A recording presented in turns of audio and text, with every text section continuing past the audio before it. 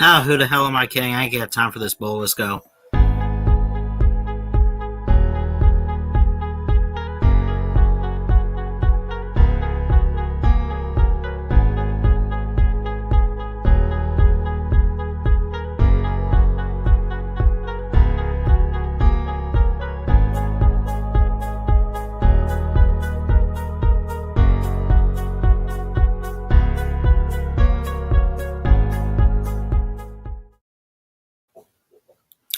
Well. If it isn't another Friday night, isn't another week in the books, yeah, it's time for some sports. What's going on, everybody? Chris Ballard here, Ballard Sports Media. Hope everyone's doing great. Hope everyone had a blessed week. And I hope everyone has a good weekend ahead. And there's some recruiting news. What is it with this, right? Now, this isn't a paying players deal, although that really does piss me the heck off. It really does. This is Arizona State we're talking about, actually. I'm a bit curious what's going on. But let's see. Hold on one second. How do I not close this bastard?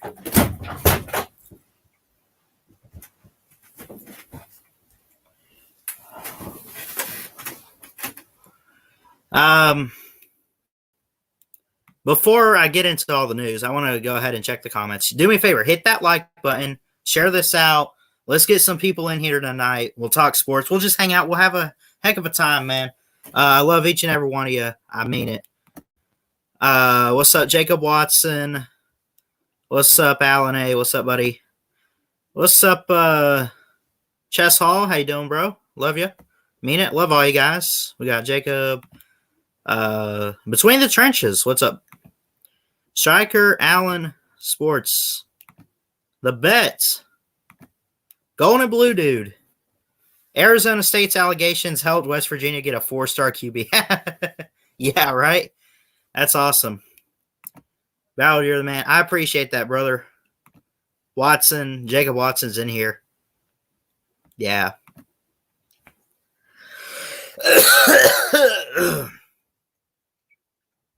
Sorry about that. Got a lot going on. Did some work today. I did go to work for my new job. That went pretty well. Still getting used to it. They're still trying to, work with me. They at least showed me around. So I guess that's a good thing. Go in next week, I think on, double check here. Let me make sure. I go in Sunday. So, yeah. And don't forget, real quick, do me a favor, go subscribe to my good boy, TikTok Chess Hall. We do our show every Saturday night at 9 p.m. Eastern Standard Time. We've been going through teams in the SEC. You'll have to tune in tomorrow to see what we got planned and in store. Love you, buddy. Thanks for doing this show with me always. Everything you do for the show. It's kind of 50-50. We go back and forth. We alternate channels. But, yeah, go check it out. It'll be live tomorrow. Let me double check. On TikTok Chess Hall's channel. It was on my channel last week.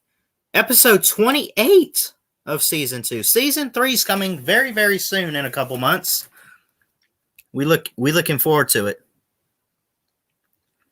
Anyway. Whoop, wrong button. My bad.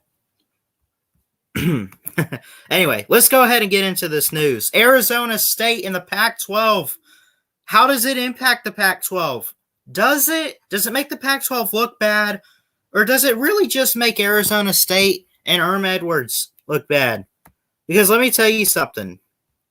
And reading all this, getting my reports, at least from SI, SportsIllustrated.com. This was from Ducks Digest FN from Fan Nation, part of SportsIllustrated.com, from Oregon sources, posted yesterday. Arizona State football investigation and how it affects Oregon and the Pac-12. And it goes in to talk about there was a game last November. I'm sorry, two years ago in 2019. There was a game Um, a thriller in Arizona State, 31-28. That was a great game, right? I remember actually watching that game, and it seemed to put Arizona State on the map because, I mean, you just beat Oregon, right? And out of nowhere, it was an upset, a major upset. And it seemed to do something for Herm Edwards and the program and the Sun Devils and everything. And it seemed like they were just rising and rising and rising, and everything's looking up, right? Last year, I don't even know what they went last year, but last year. The Pac-12 had like 5 games, 4 games, whatever. It was weird. But this year is no COVID. We're going to have a normal season, just all of that, right?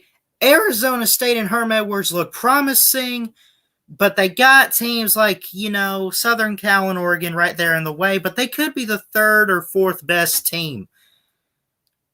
But now you got this bull crap going on. How does it impact the rest of football?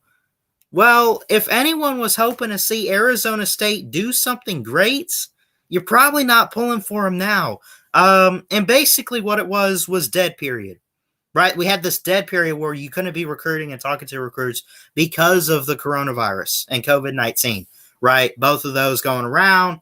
All right, I guess they're the same. I don't know. I hear one thing and I hear this or that. I don't know. Pick a name.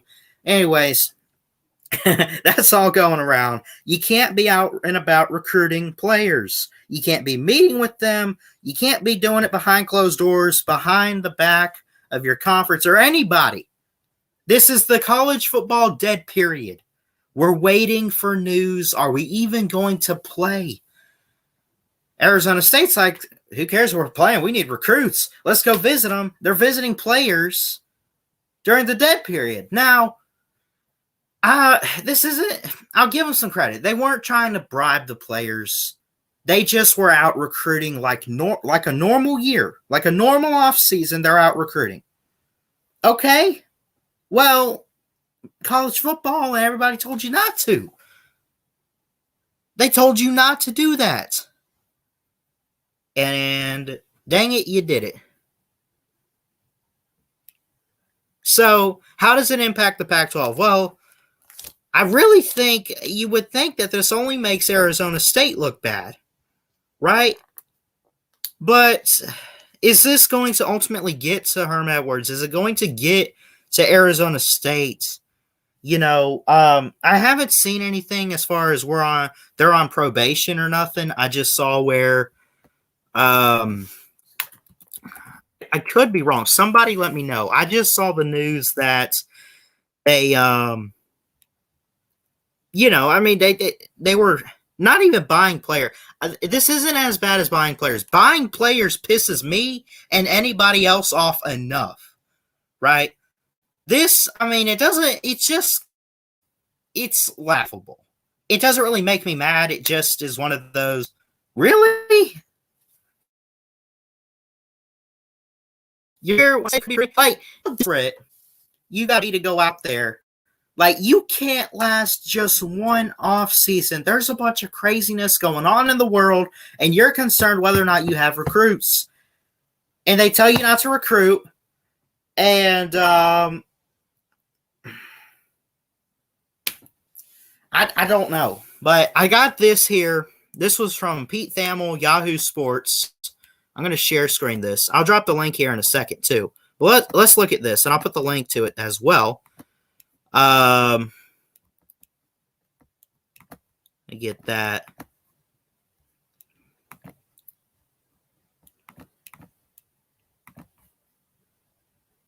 All right. So Pete Thamel put this out. Pete Thamel's pretty popular over on Yahoo Sports. I hear him on Feinbaum all the time. Great reporter. So here's what he got. In categories of Arizona State Sun Devils and, of course, Coach Herm Edwards.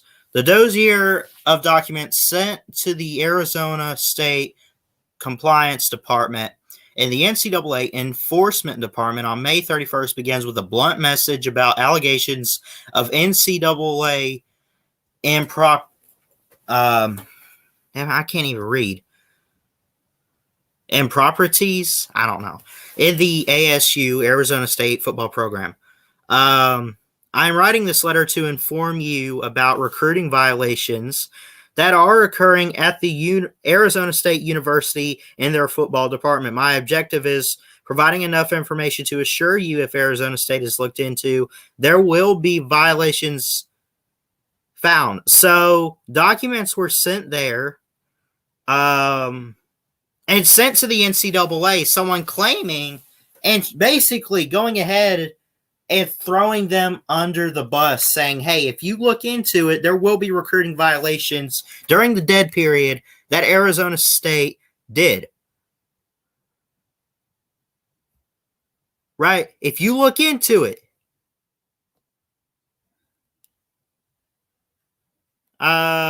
We'll skip ahead. Dozier also includes a picture that's alleged in the documents to be Coach Herm Edwards purportedly leading a top 100 recruit from the class of 2022 around Arizona State's weight room. Now, again, this is all going on during the dead period, right? So not only is he going out recruiting players, he's bringing them on campus. He's doing all of this when he's not supposed to be during the dead period, right?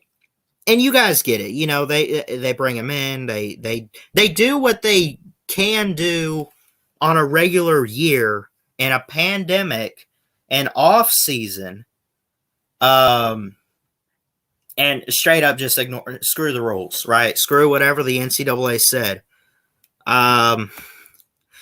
Jacob Watson, got to hit that way. Yeah, man, build that muscle up, right? But seriously, so how does this impact college football as a whole? I really don't think it does. I mean, it obviously impacts Arizona State. Should they be put on bowl ban? Should Herm Edwards be fired? I mean, normally would say yes, and I'm going to say that yes. But whatever they choose to do, they do. I don't know. How does does it make the Pac-12 look bad? I hate when we do this, you know, but at the same time, I kind of question it. Does the Pac-12 look bad because of this? Did the Arizona State by during the pandemic, we had it going on, just screw the rules for a second. We need players doing all of this. You know, how bad does it have to make the Pac-12 look? You know, seriously, because you represent the Pac-12, you represent your own school, obviously, Power 5, and just an NCAA football team, right? It's crazy. I think now you could sit there and say, oh, well, the Pac-12 had nothing to do with this. This is full on Arizona State's. And you know what? Maybe you're right. But I mean, Kliavkoff, the new, or I guess it would have been the previous commissioner. Was it Larry Scott? I think. I could be wrong. I think it was Larry Scott. Yes. I got it right here. And they just brought in this new George Kliavkoff, who will be in his first year in the Pac-12, at least, you know, as a whole. But anyways, what Arizona State did makes the school look bad. Obviously, the football program, but I mean, it falls on the commissioner. I mean, Larry Scott at the time, but just the Pac-12 in general. Forget the commissioner, just the Pac-12. You know, it's like they got teams over here buying players or trying to recruit players or show them around when they're not supposed to. You know, and on what I know I've said some things about COVID. You know, oh, Ballard, you don't even believe in COVID. I think it's real. I just hate that we're dealing with this and that it's all strict. But anyways, that being said, you know, still, rules are rules. You broke the rules, Edwards, Arizona State. I don't know what the exact penalty will be for this, but it'll be interesting to see. I don't know. But anyway, I'm going to go ahead and drop the StreamYard link. Y'all let me know what you guys think about this. And we'll talk more about this. I want to get into some NBA talk as well. We'll get you guys on. And Arizona State is, was looking up too. Heck, they were recruiting well. They were recruiting well. They were going in the right direction. They were having like 7-5, 8-4 years. That's good. They're heading in the right direction, and then all of a sudden COVID hits. Can't do nothing. Let's just wait and see if we're even going to play football. And then what they do, they go out and they recruit in the dead period, and you can't do that. You can't break NCAA rules. You can't break Pac-12 rules. You can't do it. I mean, you can't do all that. Arizona State is a program heading in the right direction. Here they go. They take a bump in the road, and they take a dead wrong turn. Wrong turn all the way around. Start over. Is Herm Edwards going to be fired? Should he be fired? I'd fire a coach for this, knowing that you're the one in charge of all of this. You're the one sitting there you're the one recruiting the players. I like Herm Edwards too. I think he's a great coach.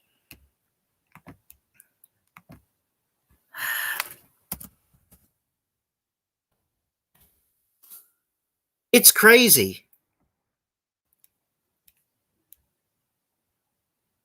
Anyway, y'all let me know what you think about this. I'm going to go ahead and drop the StreamYard link. I do want to talk a little bit of NBA, but obviously with this news breaking today, good luck the rest of the offseason, Arizona State.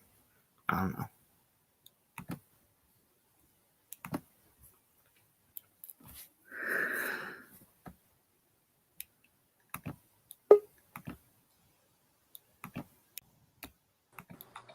What's up, Nate? What's up, Ballard? Not much, man. What you think about this Arizona State stuff? I mean, I respect them as a team, and I just want them to be successful. But then they just went downhill and crashed into that's what I'm saying. You know, I have not teams I necessarily pull for, but you look at them and say, you know, it'd be cool to see this program do something great. It'd be cool to see this coach or whatever. Like, I love Herm Edwards. I thought he was doing very, very well over there, but then all of a sudden this stuff breaks out this week, and it's like, I mean, that's just a slap in the face to the NCAA right there by Herm Edwards, I think. Yeah, and there goes another coaching job. Yeah, well, he's not officially fired yet, I don't think, but I wouldn't be surprised if they do that. What's going on, everybody? Uncle Lou here. Yeah. Stop. Listen. Oh, God. Well, we're talking serious stuff tonight. Right. This is sports talk. So what I was saying, I really don't want Herm Edwards to be fired. Right. He is heading that direction though. He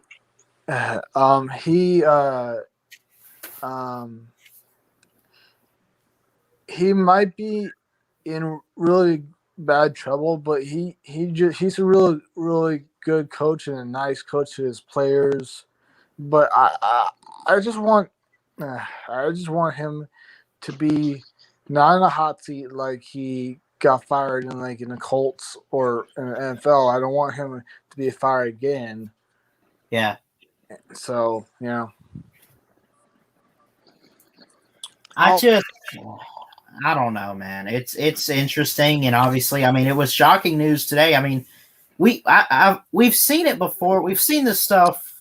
It's not the first time we've seen like recruiting violations, but I mean, from Arizona State, man, Herm That's Edwards a is big well deal. respected all over college football, and now he's got recruiting violations on him and all this, and it's just like, holy crap, you know? It, He if did I, nothing wrong. He shouldn't be fired. Right. He shouldn't What be I fired. mean, he broke. Hey, NCAA told him not to recruit. You don't think that going out and trying to recruit when you're told not to is He should be. He Yeah. should be.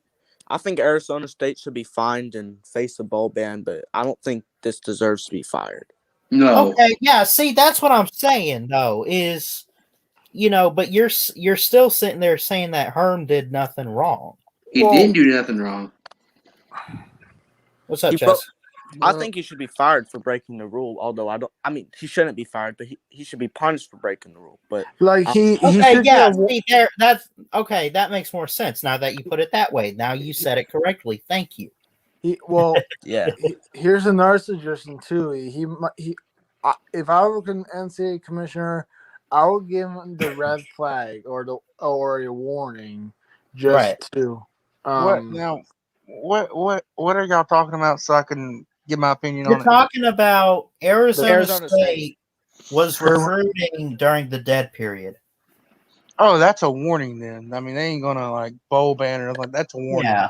Yeah, they should warn him, not like ban. Now, his if they're program. if they're buying players, which why would Arizona State buy players? They fucking suck. Yeah. See you, trenches. What's up? See you, buddy, Princess. Arizona State should be put on a bowl ban for sure, but for that, Yeah. man, that's just a slap on the wrist. They ain't gonna get nothing Yeah, back I for it. know. I'm just on one hand, I'm giving them crap a little bit, but at the same time, like I said, there's, it's a dead period.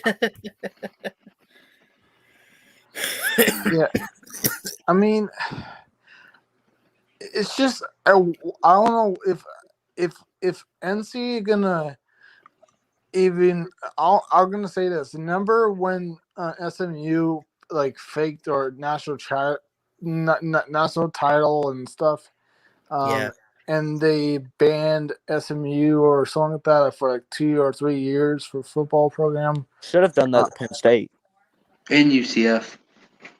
Or Yeah.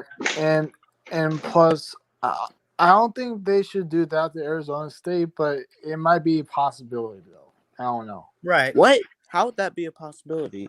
I don't know. That's my prediction. I don't know. At this point in college football, anything's a possibility. I don't know. Yeah, I mean, Arizona State's gonna get fined, but that's all that's gonna For happen. sure. Yeah. No. Yeah. Maybe I'm overlooking this or whatever. I mean, Definitely. I just there's a part of me that's like, hey, they were pretty strict about it. yeah. They were giving a warning I or mean, a Right. heads up. I mean, it was McDonald's bags last time. I'm guessing it's Chick-fil-A bags this time. No, well, I mean it's Arizona State, so probably like. Well, I don't know if Arizona. I don't know if that's a rich school or not, but Arizona State is probably like. It is a big school, by the way. Oh well, if it's a big school, then it's probably not Chick-fil-A. Probably like Bojangles. Now at Harvard or Yale, it's like damn briefcases. Yeah, that's like Chick-fil-A on steroids. Shout out Chick-fil-A though; they got the best chicken sandwich. Hey, man, hey, praise the Lord. The Lord's chicken over The there, man. Lord's chicken. Praise him. Praise him. All right. Okay. That's serious. Vanderbilt will be Arby's. Ballard, can you do me a favor? Can you do the He Can't Even Read Stinger? I love that one. Oh yeah, here we go. Doesn't count. He can't even read. I love that movie, Big Daddy. That's a hilarious movie. Take a woo show. Take a woo show. All right. You were normal yesterday.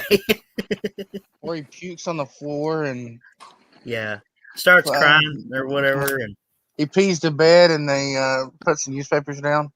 yeah. God, this is not working out. Yeah, I gotcha. That was a good. That's probably my favorite Adam Sandler movie. But, Oh, Crimson Braves in here in the bet. Oh, let me go ahead and do my daily routine. Oh man, Y'all timeout have- corner. Y'all go Chess ahead and just have had. fun. Hey, Chess all had to look in the comments.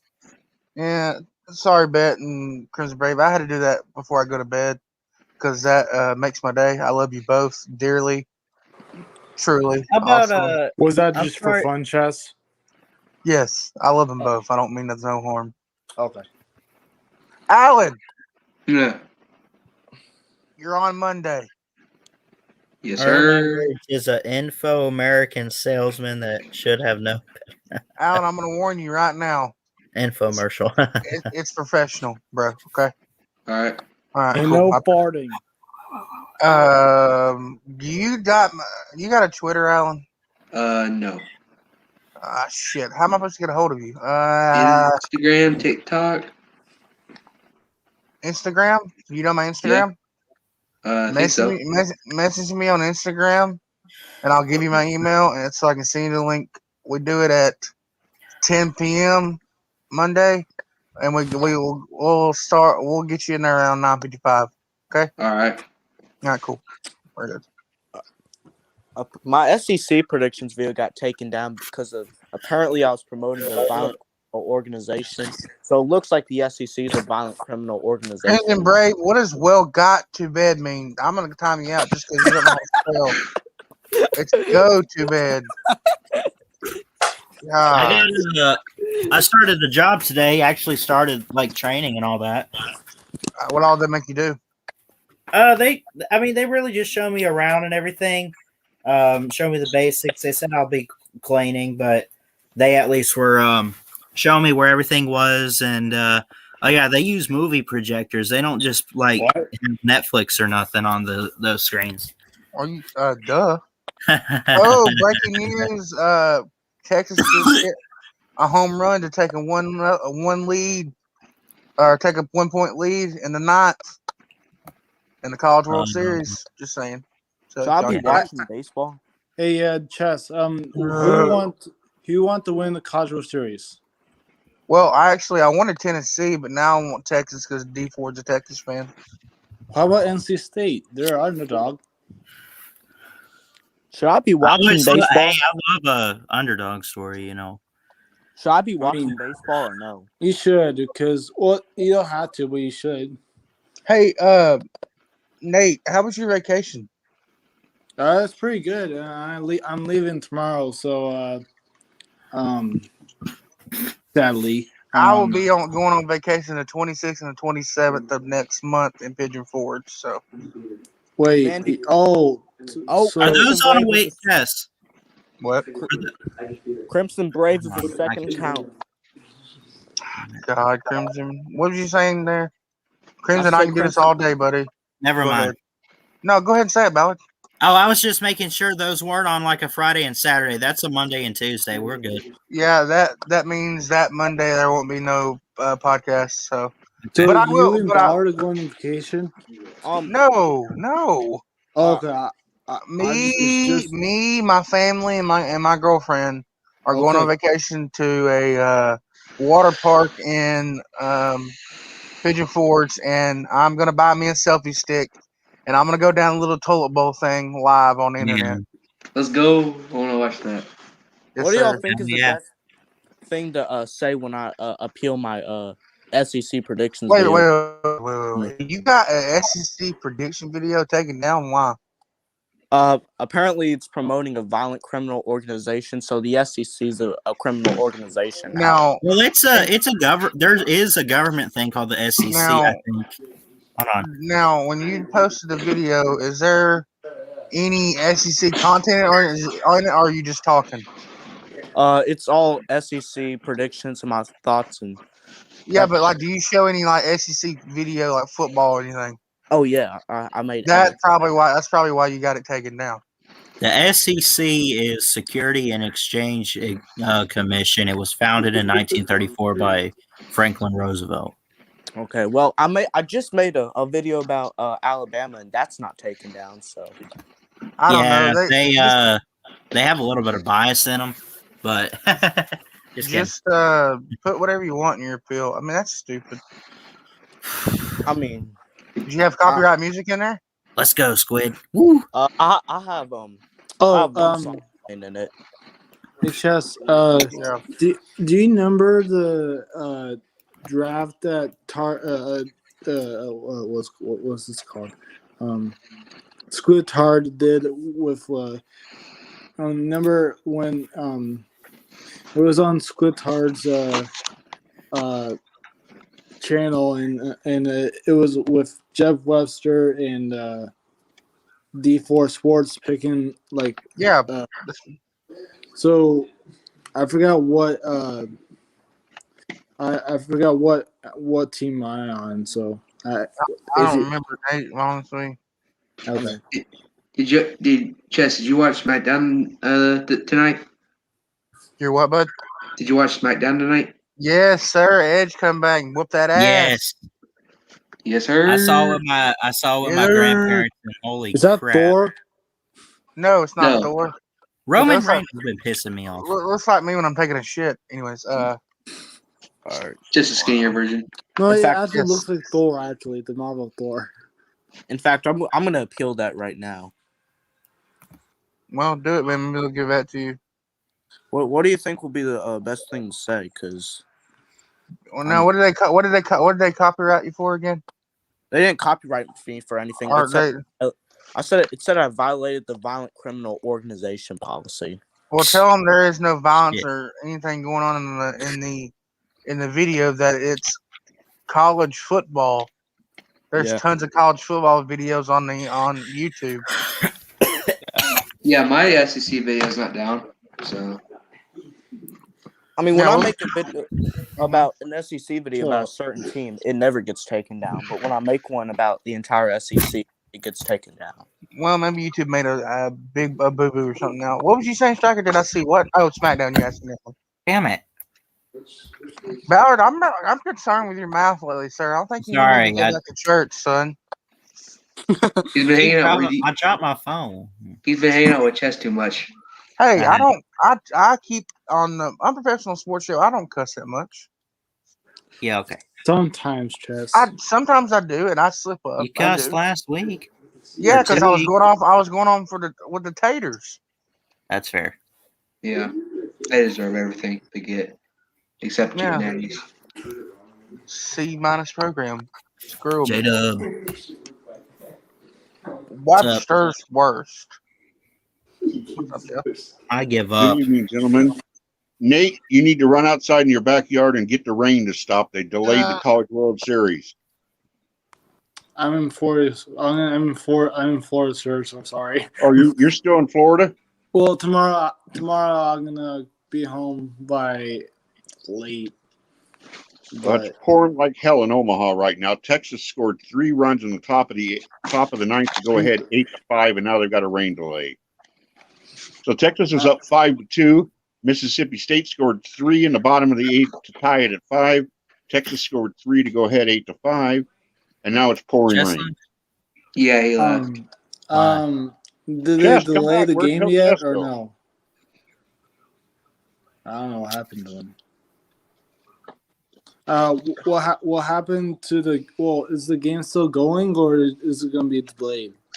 It's rain delay right now. Oh. Well, We lose Chess. Come back in, Chess. I think so. Okay, Maybe you can click back on it.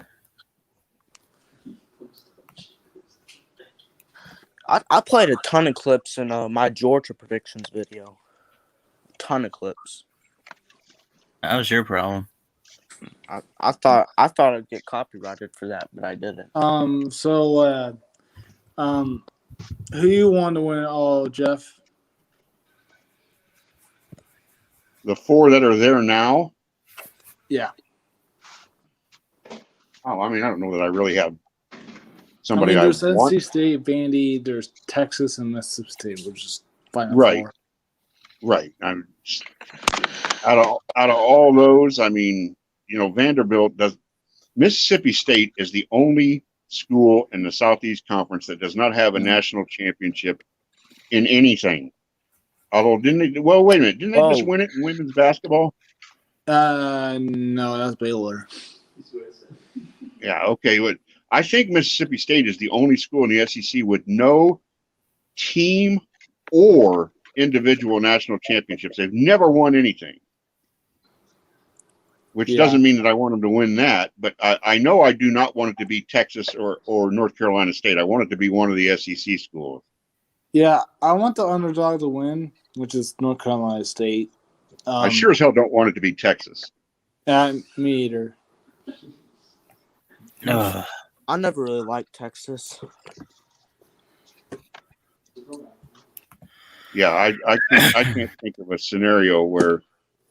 Well, no, wait a minute. That's not true because I would root for Texas if they were playing LSU or Auburn, but almost never would I otherwise root for Texas in anything.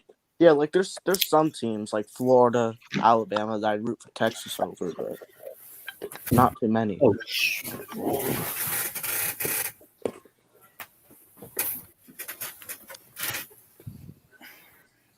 Not bad. Vandy Dandy said North Carolina State is beat. We know that. Is someone taking a shower or what? What? It sounds like someone's taking a shower. Not me.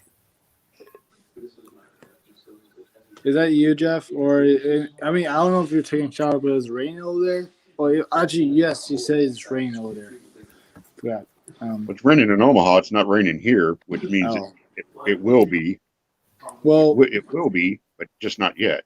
Well, how do y'all feel about? Go ahead. How do y'all feel about Uncle Lou's video? I didn't really see it. I saw like half of it, but that's it. I'm gonna be honest. I haven't watched it yet, but I mean, I feel like he picked Notre Dame to have a bad record for some reason. I'm not sure why.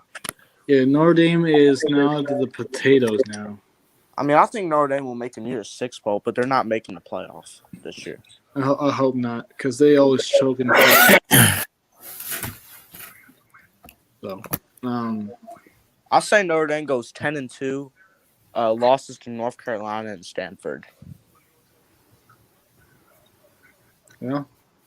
Do they still play Clemson too, or no? Nope, they don't play Clemson. Well. So they play one ACT team per year. Five ACC teams a year. Oh, okay. So they'll play Clemson about once every 3 years. Wow. Or at least I think that's true, because wasn't 2020 the first time they played Clemson in the regular season since 2015?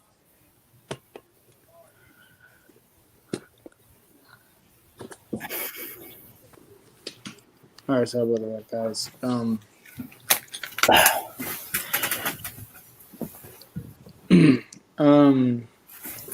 So what's your predictions for tomorrow? Tomorrow, what's going on tomorrow? Or for college baseball? Oh, I don't know anything about college baseball. You, Ballard? What? Do you have any predictions for North Carolina State and Vandy for tomorrow? I think Vandy will win. Killing it, and they'll probably kill NC State, in my opinion. Yeah, I agree with Ballard on I'm that. sorry. Dang. I don't know much about baseball at all, but I know Vandy's a pretty good team. I mean, NC State hasn't won a title either, like Mississippi State has, but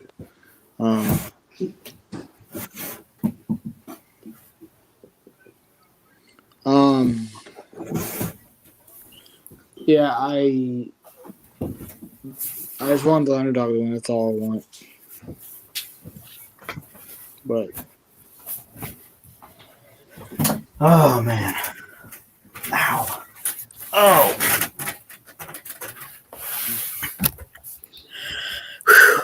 My new Alabama video is actually pretty funny, I think. I gotta watch Lou's Notre Dame video. I think he predicted them to go 10-2. I don't think he predicted them to go 11-1 or 9-3. I haven't watched it yet, so don't tell. Well, I don't know what happened, but my guess is, I think they'll go 10-2. I think he put him at 9-3. I don't know about that. Oh, I mean, hey, when Jeff Webster said there's Omaha. remember that Missouri. God, if that's a stinger, we can't see it. What? That's Missouri.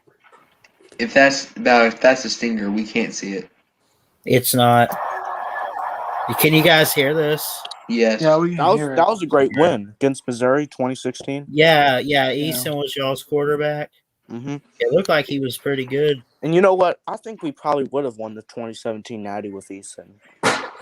Really? Yeah, I agree with him on that. Against Tennessee. Against Alabama, I think we beat Alabama with Easton. Well, you had like a miracle loss against Tennessee. Just so you know. I mean, Easton definitely would have won if we were up 20-7.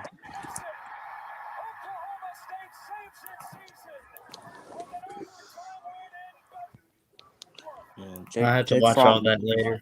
The one video I was watching was college football miracles, like upsets on the road and shock crowds or whatever. Yeah, I immediately clicked when I saw the Georgia Missouri thumbnail because I remember. Oh no! Dang it! You're watching that one? Good that year. Ow! So much pain. It's unfortunate that we weren't good that year, but that was a great. That's the worst one, Ballard.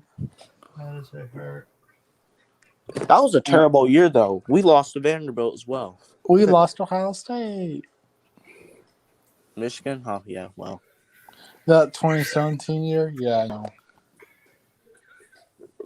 I hauled a bunch of wood yesterday, and I'm sore everywhere. Didn't work out. I don't know. Yeah.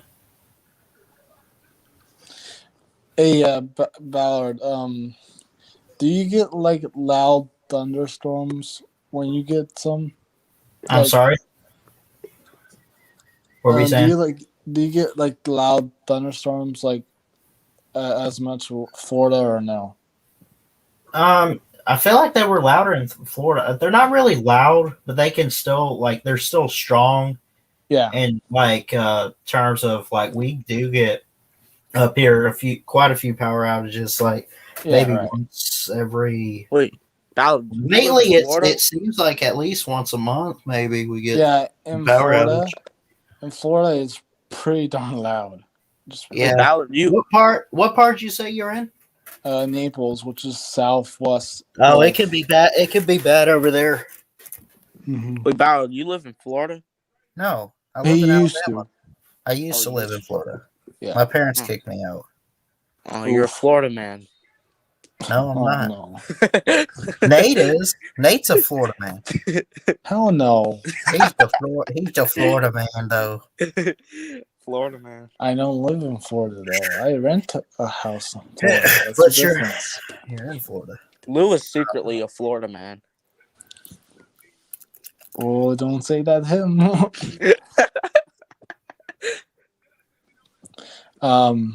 Nate had a song written about him in the 50s by Rick Nelson. Me? Yeah. What's it called? He's a traveling man, travels around the world. Yeah. Traveling man. Got a lot of girls all over the world. He's a traveling man. I want to talk about girls. I'm a pioneer. There you go.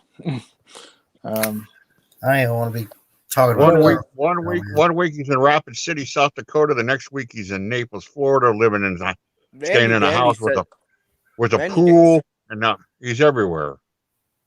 Yep. Vandy Dandy said there's tornadoes in Nashville right now. Okay, is it just me or did the tornado alley moved a little? Tornado alley?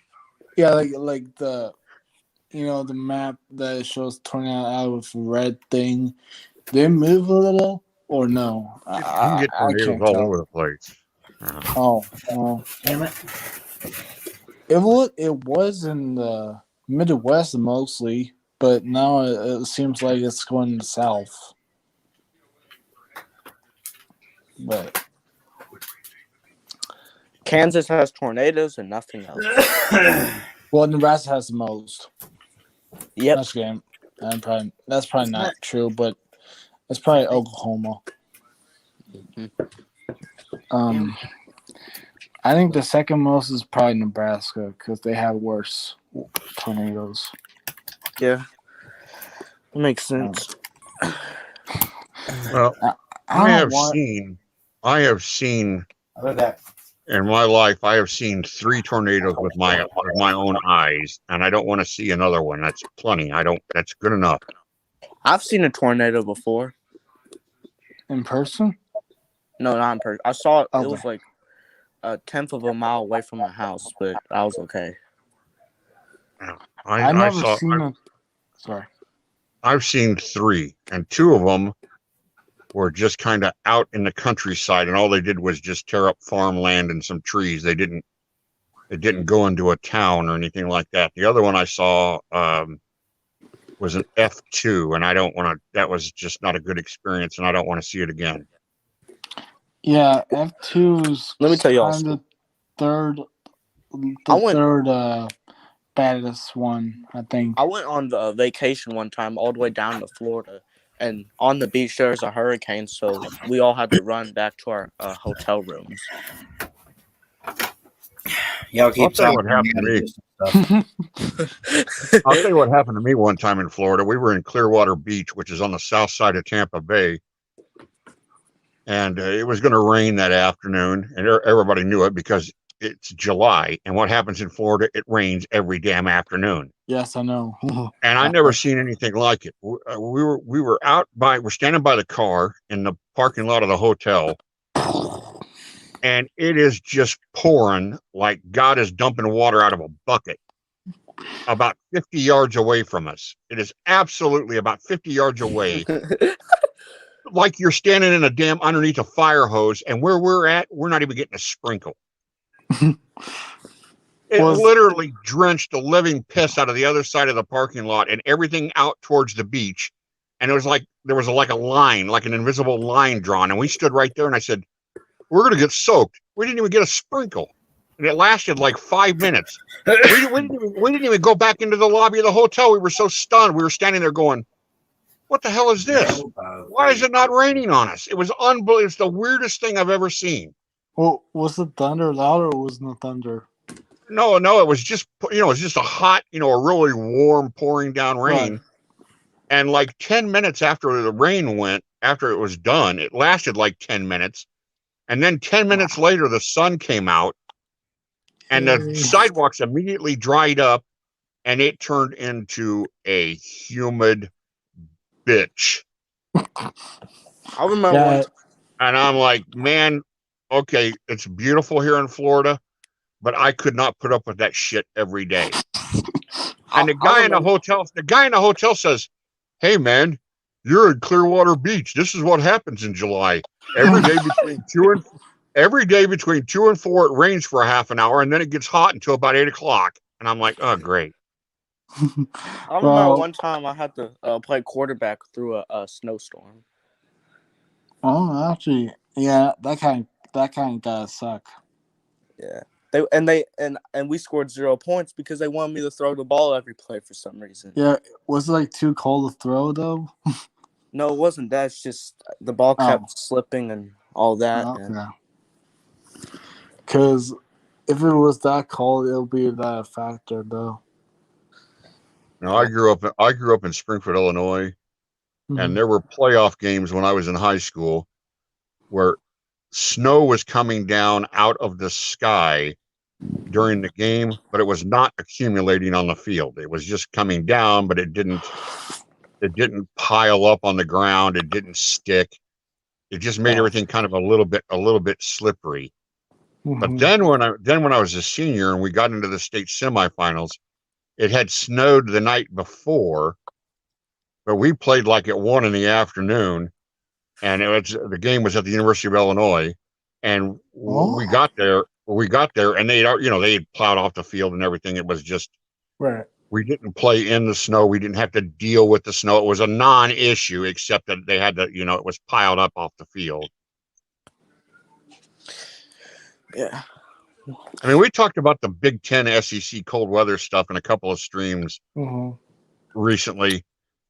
The weather 31 seasons I've spent on the sideline photographing Big 8, Big 12, and Big 10 football.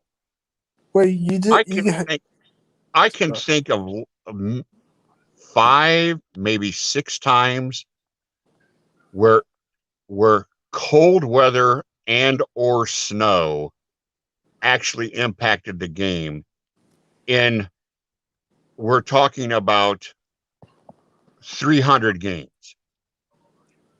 I can think of about 5 or 6, and I'm talking about in the middle of Iowa now. Okay. So this idea that, Florida would have to come play Penn State in, the second week of December, and it's going to be 15 below and there's going to be 4 feet of snow. Fuck you. That doesn't happen. The weather argument is the worst thing, one of the worst arguments in college football. Go look at the NFL games, okay? I don't care what year you do it. Go look. Is there snow at NFL games? Yeah. Does it get cold? Yeah. But when are those games being played? Those are the games that are in mid to late December or playoff games in January. They are not October and November games, which is when college football is being played. College football regular season is not the third week of December when it snows 1.5 feet for the Bills versus the Browns. So, I mean, it's not,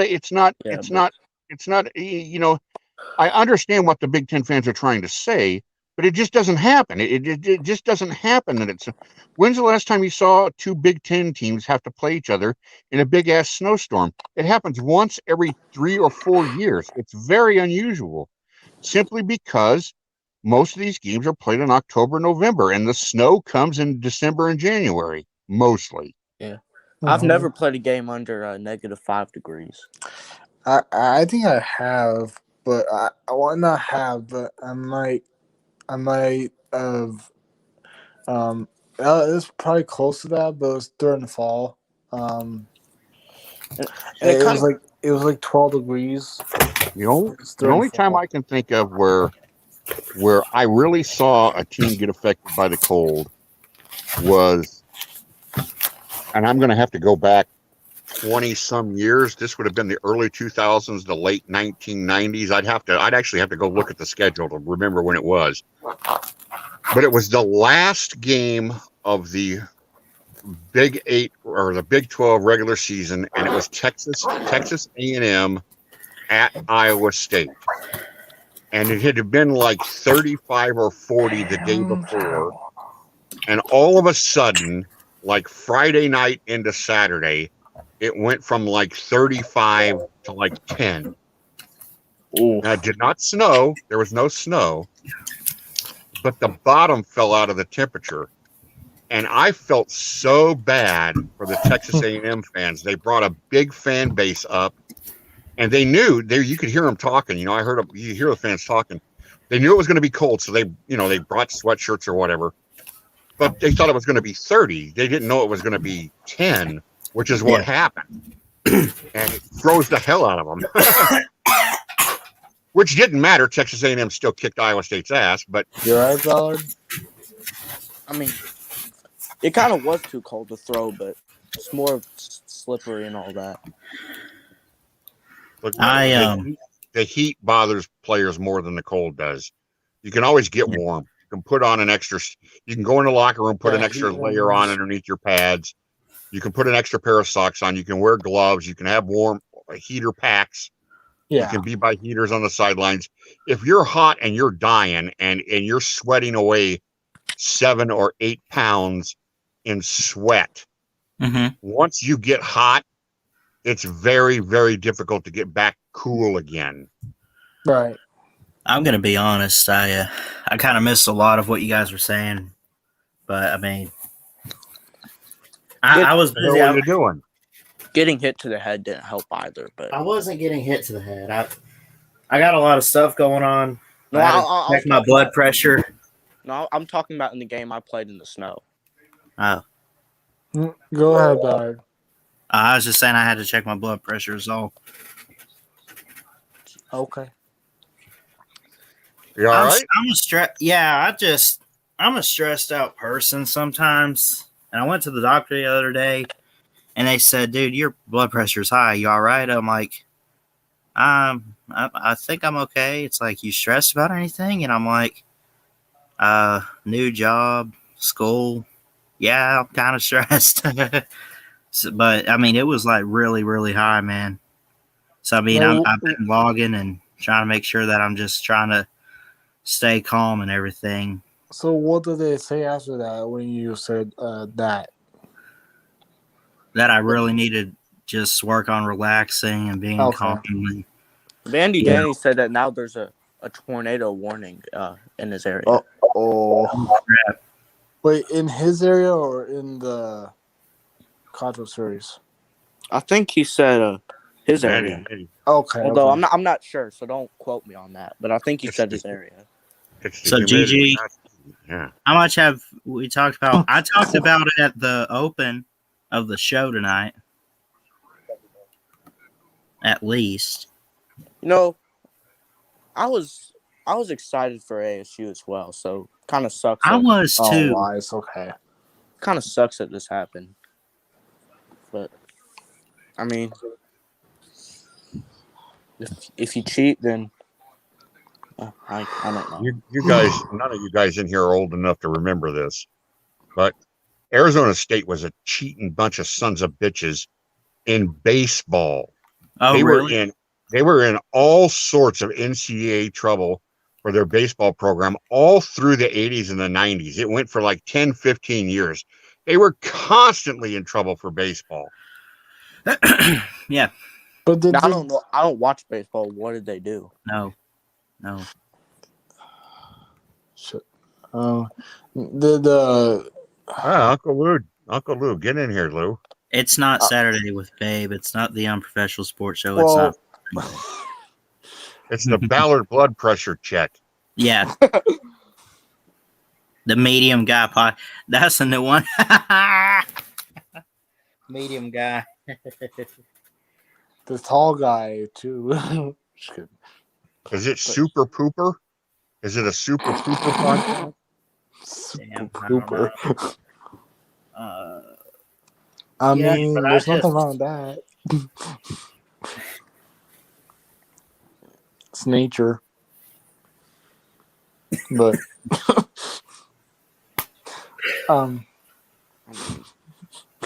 oh man. So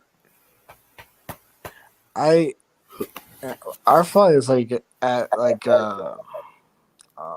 what's it called? Like 1:30 p.m. and we had to leave by. So we're in Naples and we fly in to Fort Lauderdale International Airport, which is an hour away.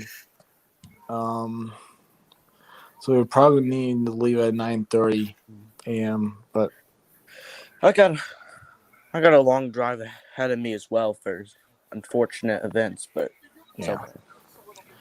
Do I have a lot of bug bites on my legs?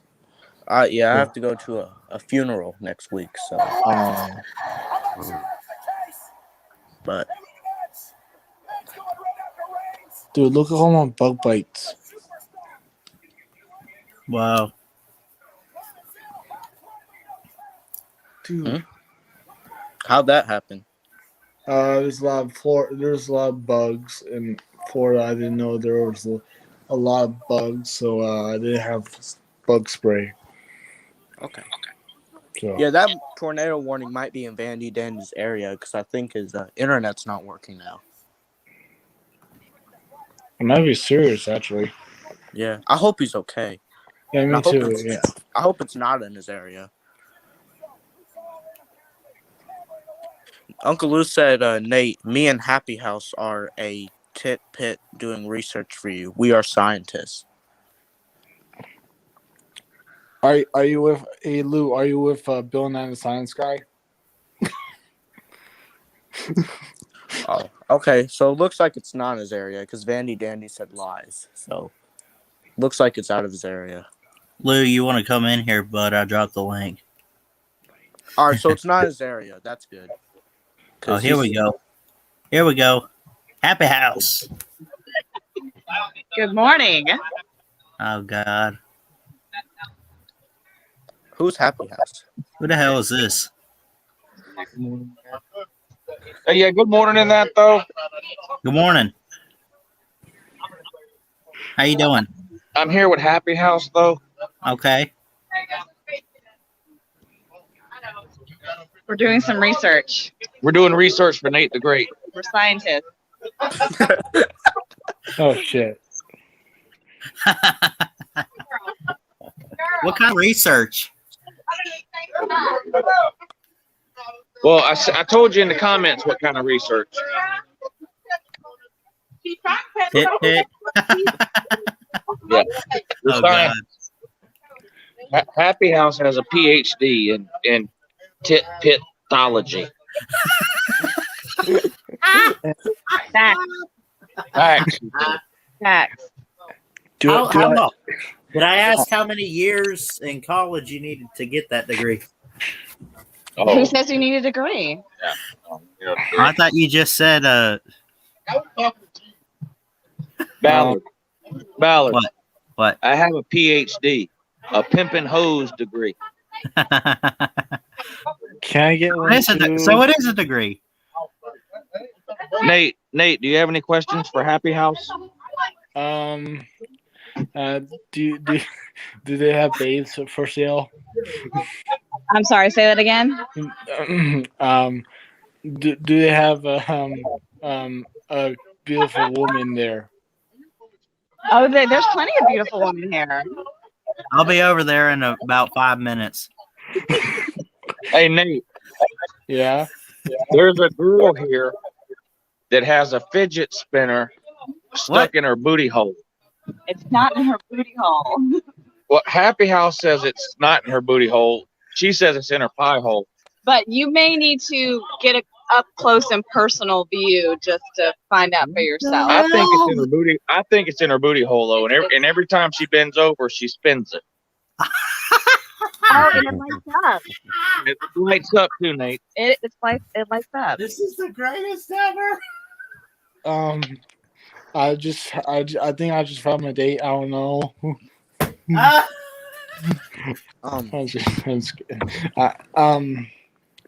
I never had a date before, so You've never had a date before? Oh. No. Yes, you have, Nate. We've seen the picture of your prom, bro. Yeah. We did? With what? I never saw this. What is That what was a date, prom? Nate. Nate, the prom is my first date ever was the prom. Oh, Nate. yeah.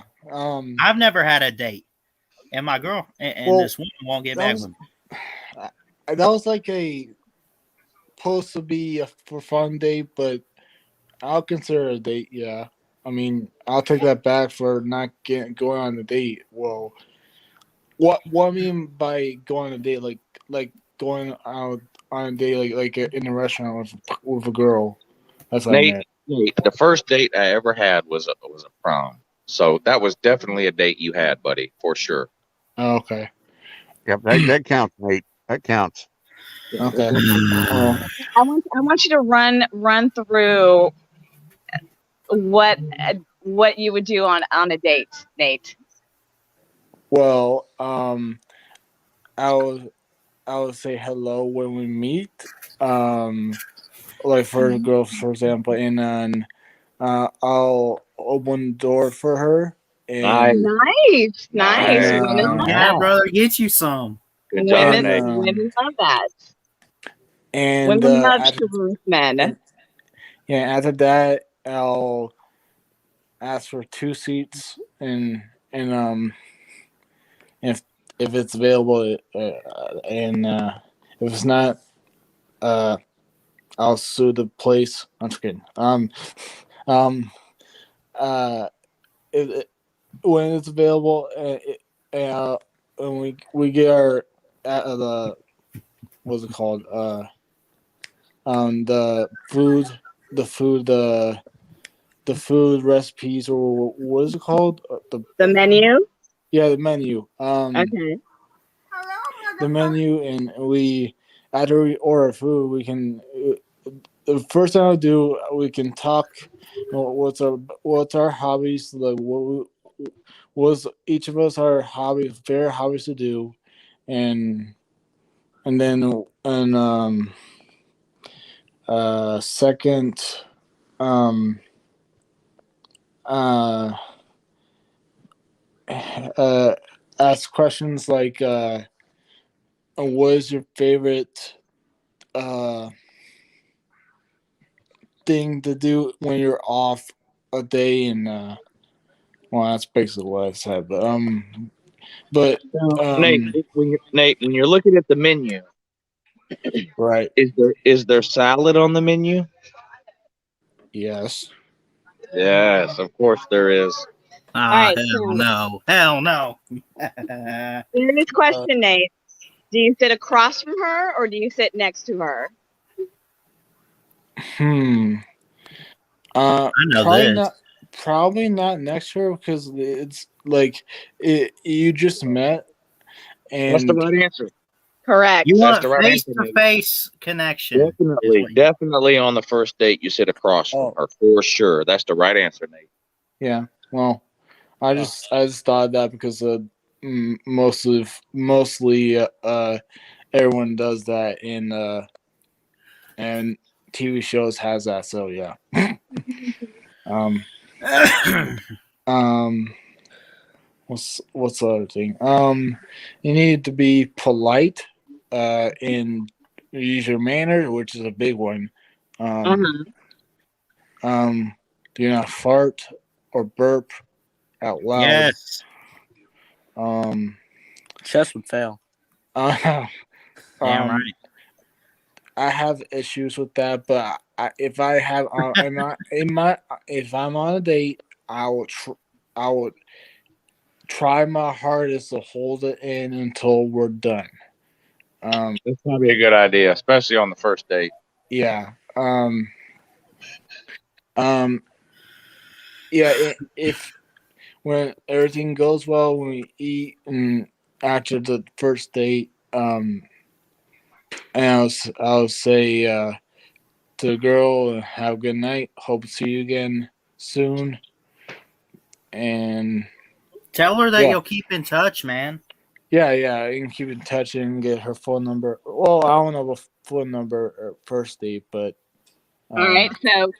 So at the end of the night, you're leaving the restaurant, you're walking her to her car. Do you go in for the hug?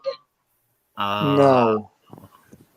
Well, I don't know if that's the right answer. You said no? He said no.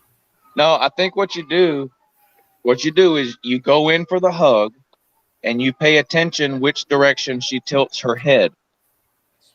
Okay. Because they'll give you a hug every time. Now, if she tilts her head completely away from you and mostly her mouth away from you, then you just have to settle for the hug. Okay. If she looks at you the whole time you're giving her the hug, or her face is close to your face when you're giving her the hug, then that's the go ahead. That's the green light to go ahead and get a little kiss in. Well, because most most times, like on dates that you just met, and like they just give a hug and that's it. And most dates that's I heard, but Well, it depends. Oh, that's. But Oh, yeah. my bad. Sorry. Sorry about the noise. No, you're fine. I just want to have. I want to get some. Want to have some tips, and That's fine. when I have to, like I said, date, we're at the tit pit. Yeah. So we got to go. One of the girls in here that's working herself through college wants to blow on my loo. One of the girls here that's working her way through college wants to blow on my loo tube. Oh God. So I gotta go. Happy House. I have one more question. Oh, he left. Okay. Why did full screen me? What? Oh. Well, I have good news. My appeal was accepted. Okay. They found out that I was not promoting a criminal organization or whatever. Well, that's just got weirder and weirder. The SEC, you know what? They might be a criminal organization. I mean, they murder opponents by 30 points every time, so it makes sense. Right? Yeah, man. It makes sense. If Lou's in here, I want to say this: I love you, and well, not. I love you as a friend, and I love all of you as friends. Yeah. So we love you too, Nate. You're great. You're a really good guy. But he's. If Lou's in here, I'd ask him to unblock. He's kind of like a big brother to me. Yeah. And I respect that. And Pete too, and Baby D is more like a. I'm not gonna say grandpa, but like second dad. So yeah. Lou, if you're in here, can you unblock me now? No. I was gonna. Go ahead. No, I was gonna ask him what advice he could give me because I'm having trouble with my own. But my advice to you is to become a Georgia fan. No. Wait. Hell no. Wait. Well, watch my newest video about Alabama. Is Lou even serious about that? He's I'm not gonna say it, but is he serious about what he said? Kind of sound like it. I don't know. I don't know. Lou never jokes. Lou would not, especially about serious situations like this, bud. Just be you, whatever it is. Just be you, man. Lou? Yeah, freedom of choice, and I don't know what else, but yeah, guys, have a good night because I have to get up really early for the plane. So yeah, man, have a good trip. All right, Nate, and we'll see travel safe, buddy. All right, bye. Travel safe, Nate. Yeah, just the three of us now. Nate's great, everyone. First place, for a criminal organization. I wonder. But it's okay. It's appealed now.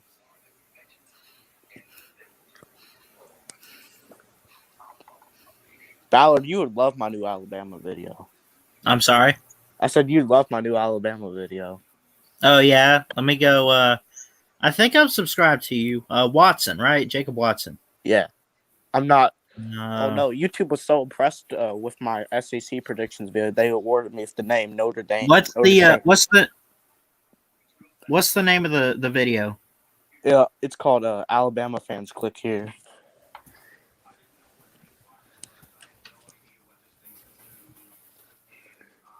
Got Nick Saban as the thumbnail? Mm-hmm. Okay. Can I share it? Yeah, you could share it. Yeah, man. Let's watch it. Love you too, Nate. You have a good one, buddy.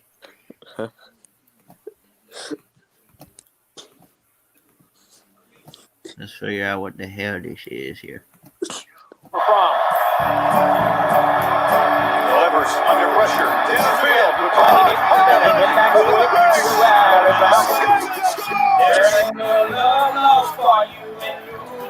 Are you kidding me? All games we won, by the way. Showing up on the screen.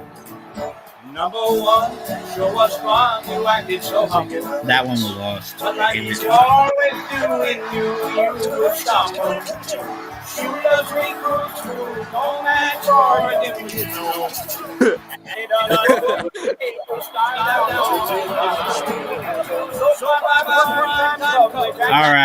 All right. It's just a compilation of games we lost and our worst moments. How do we get Jeff? Would you say that Ole Miss play right there was probably one of the most embarrassing plays our defense has ever given up? You know, it was a fluke. You know, the only way I know that play is because I watched it live. I watched it live too. I was really pissed off. I was really God, happy. the card of Satan. We're not watching this. Get this off of here. You like the video? I'll hit the thumbs up to help your channel, buddy. But just so we're clear, that pisses me off. Y'all go subscribe to Jacob Watson. He's trying to build up a channel. You know what? Are you doing all college? No, I've made NBA videos. I've made NFL videos. I've made RL videos too, with a snake at my front door. That's awesome. Not really. Not the snake one. But yeah. You know where I got the song from? I got it from an LSU fan in 2011. Yeah. He made it as a pregame hype for the Natty, because LSU fans back then felt entitled to troll Alabama, I guess. When I got to put up with shit from a Georgia fan, yeah, I just think of that beautiful 3.5 minute long Ray Charles singing Georgia. And then showing all the fans crying and the players sitting on the sidelines wondering what the hell just happened. Right. Yeah. I think of Jalen Hurts. God. I think of Derrick Henry running down their throat in Athens. Oh, I think of Amari Cooper shattering their defense in Atlanta. I think of Minka Fitzpatrick blocking, recovering, and scoring a punt. Yes. Yeah. The first I think of the second half when our defense straight ruined Stetson Bennett and I think of the blackout. I think of Will Reichert. Will Reichert hit that 52-yarder. I cried tears of joy. We have a kicker, Jeff. We have a kicker.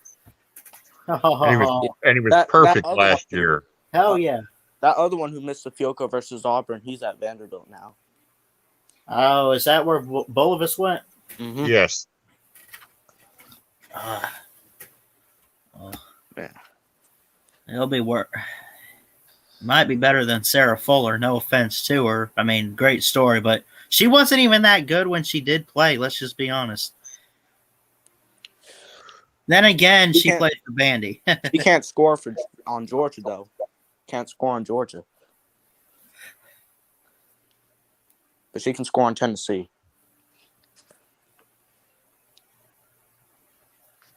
Y'all still there? Yeah. Oh, I thought my internet broke up.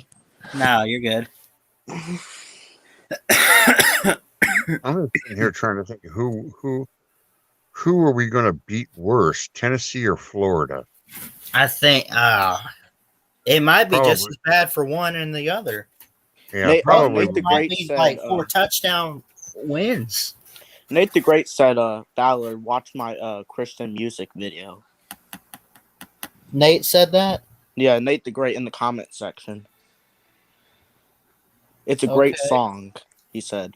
I'll check it out, brother. I'm glad that SEC predictions video got appealed, though, seriously, because that took a lot of hard work to make.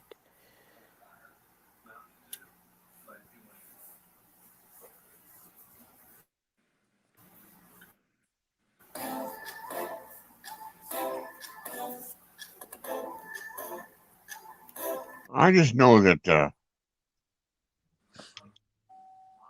here we are getting ready for the season, and how excited I am just to see the stadiums full again and the parking lots full of tailgaters. I'm excited to go to Georgia. And you know, because so much of college football is tradition and pageantry. Right. And all the stuff that surrounds Saturday afternoon, you know. And it's going to be just great to have all that back again. You know, I'm happy for the fans of all the teams. You know, that we're back to having college football again, you know. Yeah. We're not going to be playing in front of half,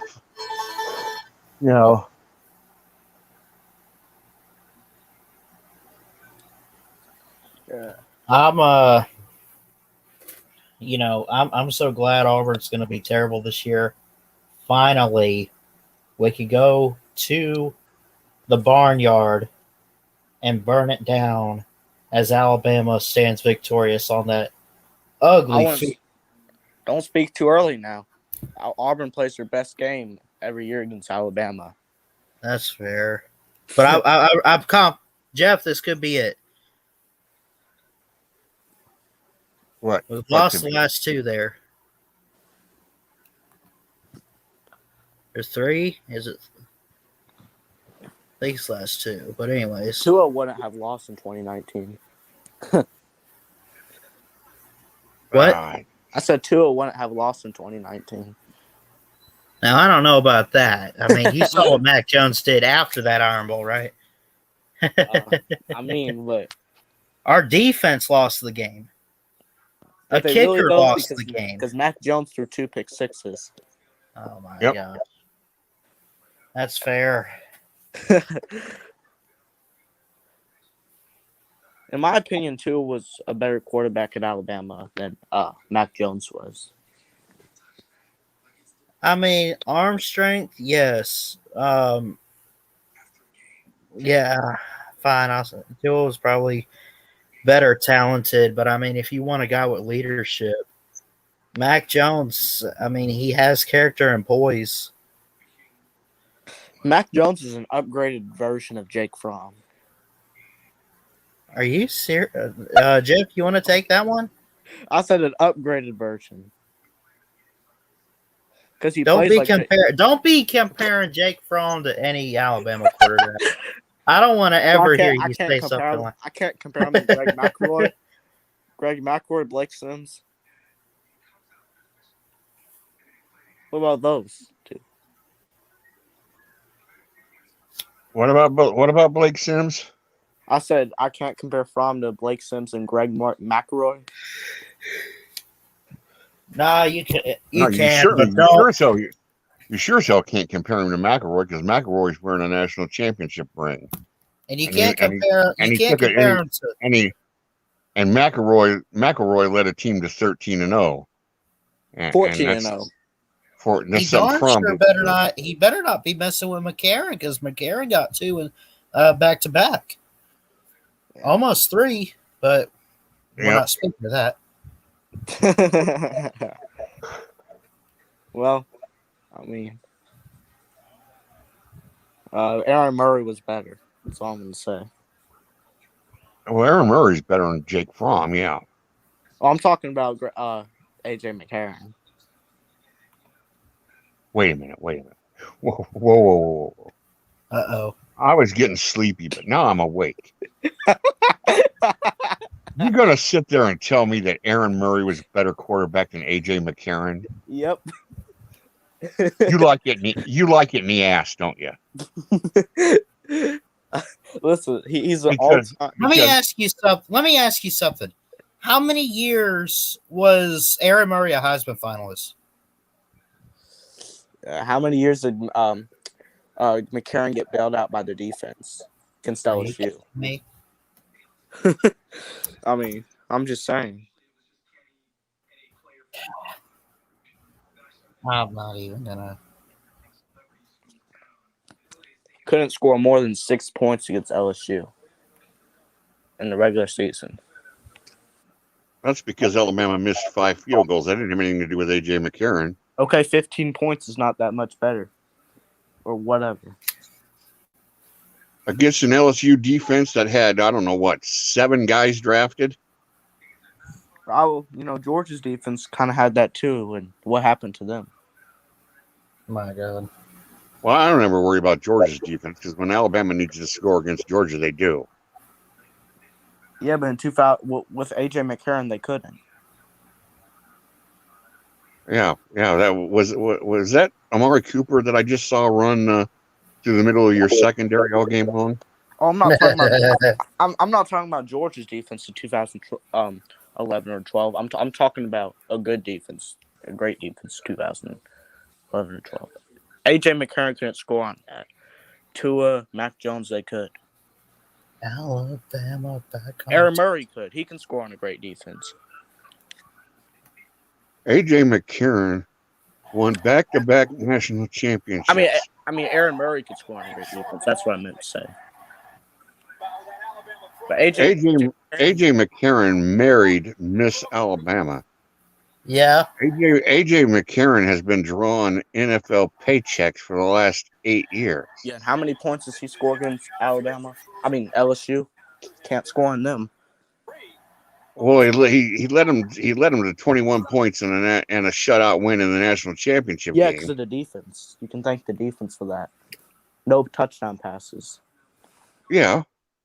I'm not saying A.J. McCarron's a bad quarterback. I'm just saying that Aaron Murray's better.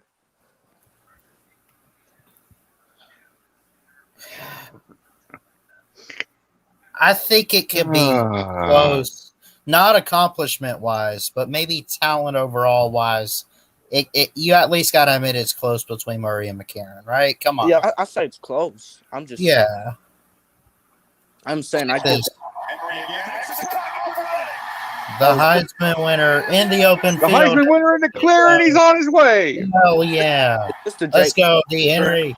This was, honestly, outside of last year, the 2015 Natty for us was awesome. No, just a great job of blocking. That was the last. Look out, Kenyon Drake can fly. Yes. Eludes the kicker and will not be caught.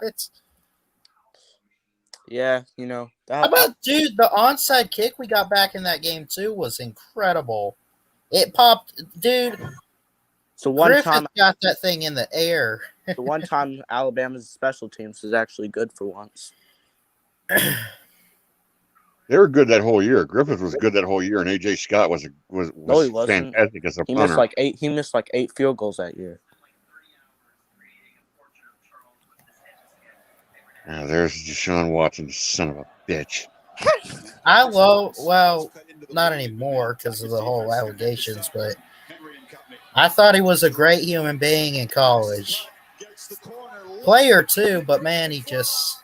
I kind of have a feeling... I kind of have a feeling that those allegations... Let's hear it, though. Let's make sure we hear this. Okay, every time you play a video, I can't even see it without it glitching.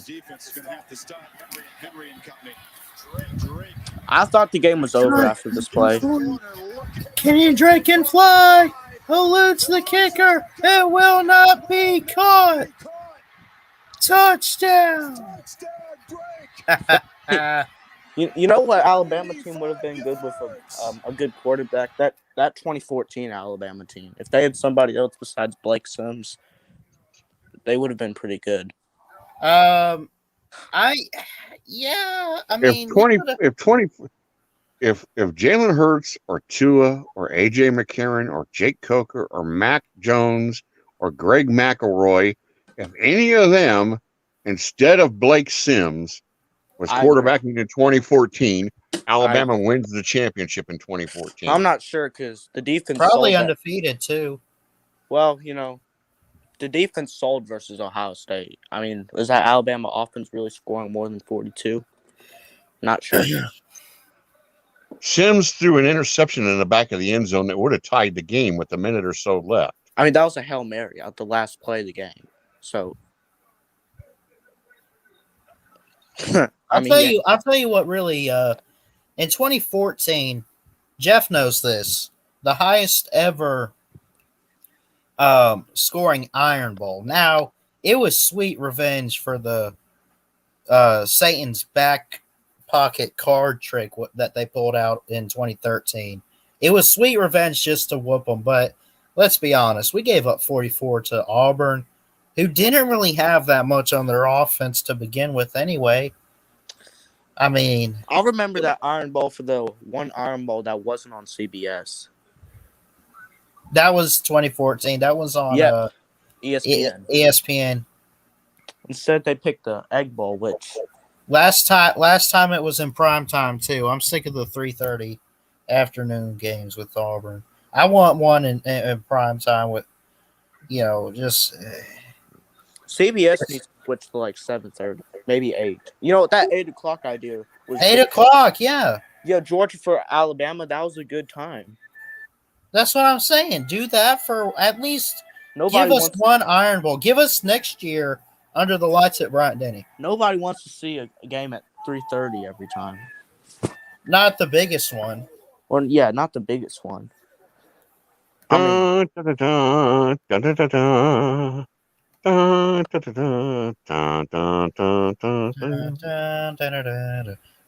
I miss Vern Lundquist so bad. yeah, Vern Lundquist. I liked him. He was pretty good. Although he had trouble pronouncing words at the end of his career. He did, but he had a really good. Towards the end, he was a little sloppy, but overall, I liked Vern. Yeah, Brad Nessler's not terrible though. No, I love Brad. The problem I can't. The guys say I is liked were the old Saturday night ESPN crew of Ron Franklin and Mike Gottfried. That's who I miss. Yeah, that was a great crew in the '90s and early 2000s. I remember I watched an Uncle Lou video back in 2016 where he got so mad at Brent Muskenberger. Well, I hate Musburger. I hate him. I can't stand Musburger. He was like, if we could watch he was talking about how Brent Muskenberger was basically doing the play-by-play of Alabama versus LSU when he had the Georgia Kentucky game. Mate, every single thing you see here today is just continuing the family tradition. Please, come and have a look.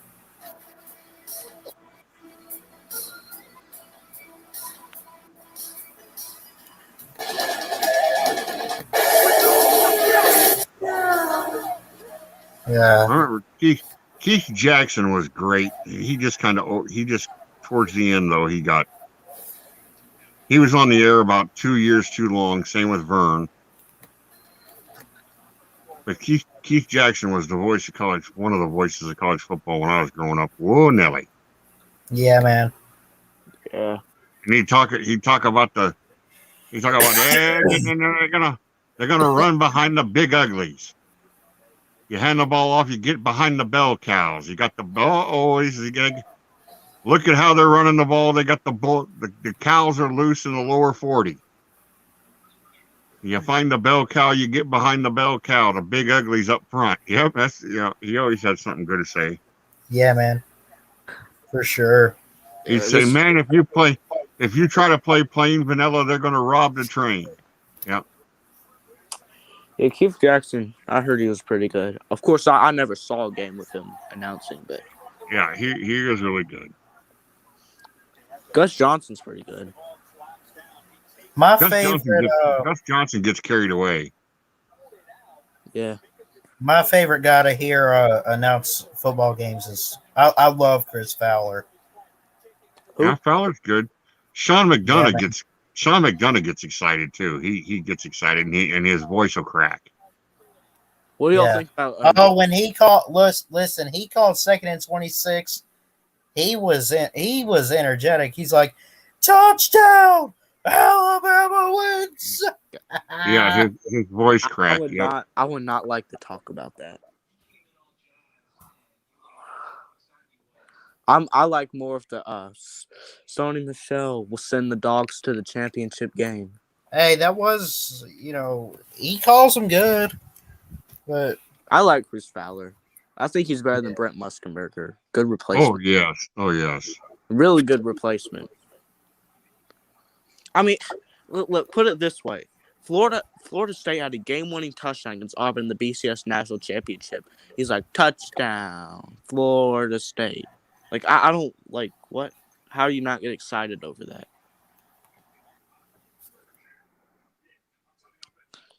You see what I'm saying? Yeah. And then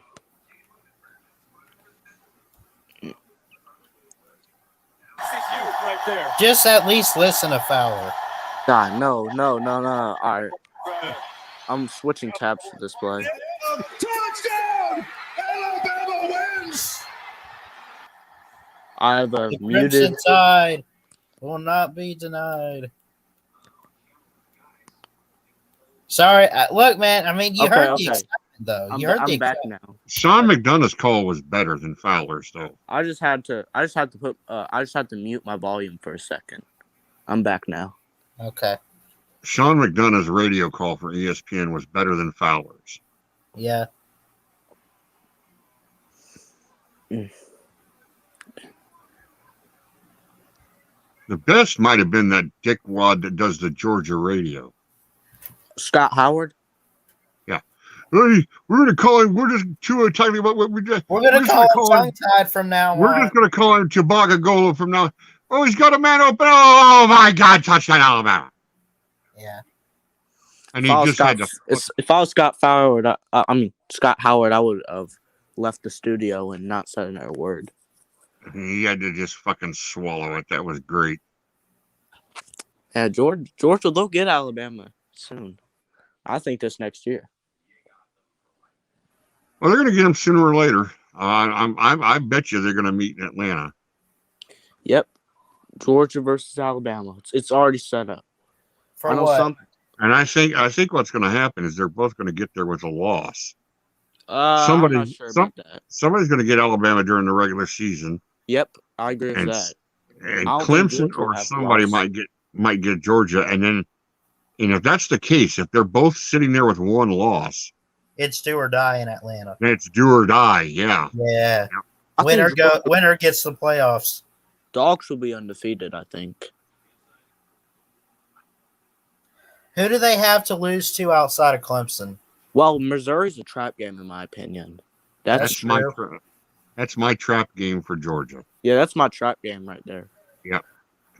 Besides that, though, Florida will be. I think we'll be ready. I think Georgia steamrolls everybody except Clemson and Missouri are the two games on their schedule where I just can't automatically put a W for Georgia. I wouldn't be surprised if Missouri is leading at halftime. I think Georgia will win that game, but I won't be surprised if Missouri's leading at halftime.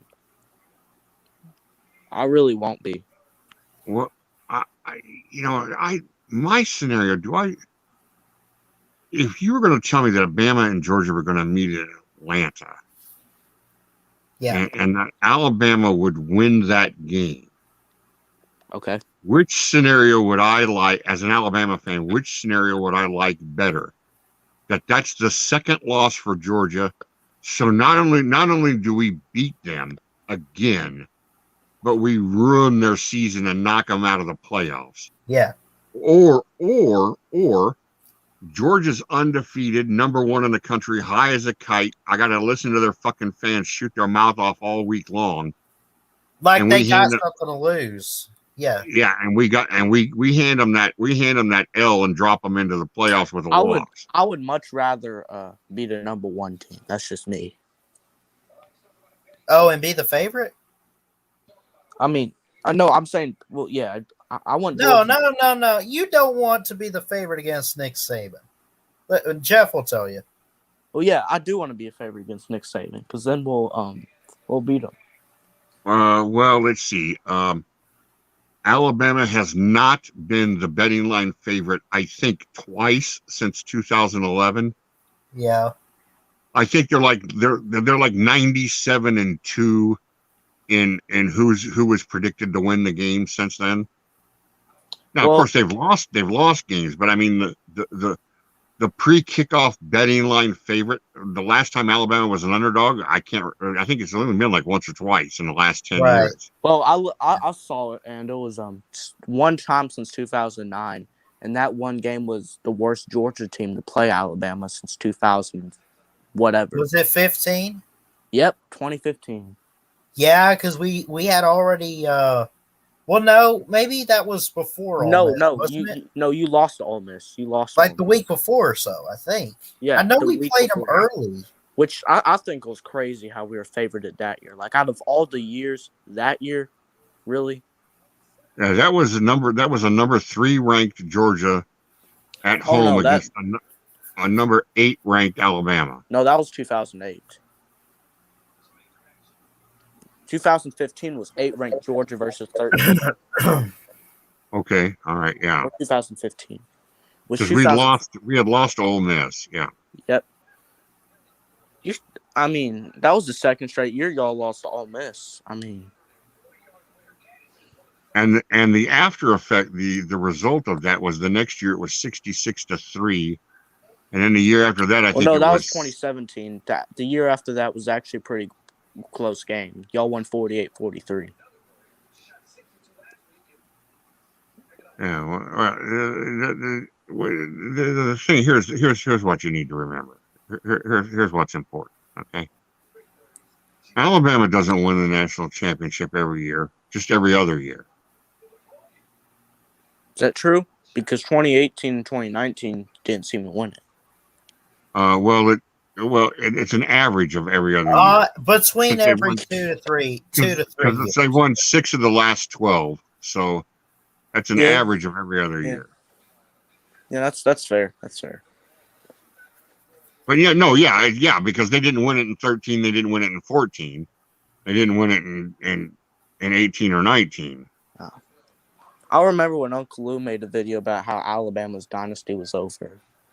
In 2015, after the Ole Miss loss. Yeah.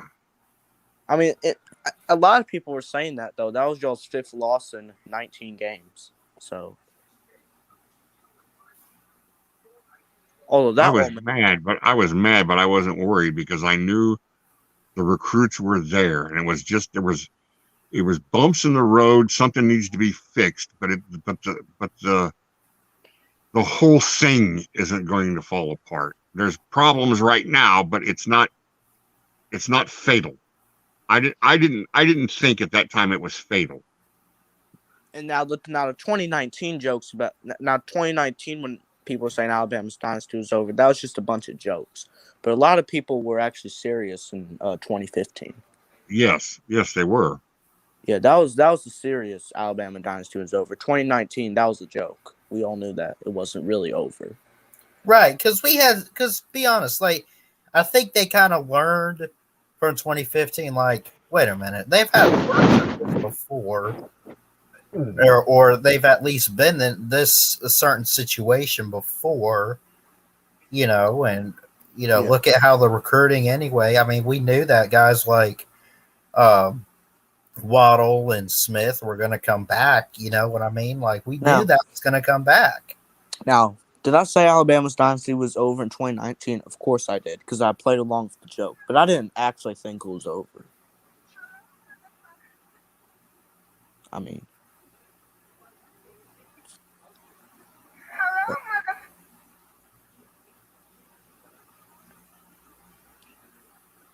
yeah. I mean,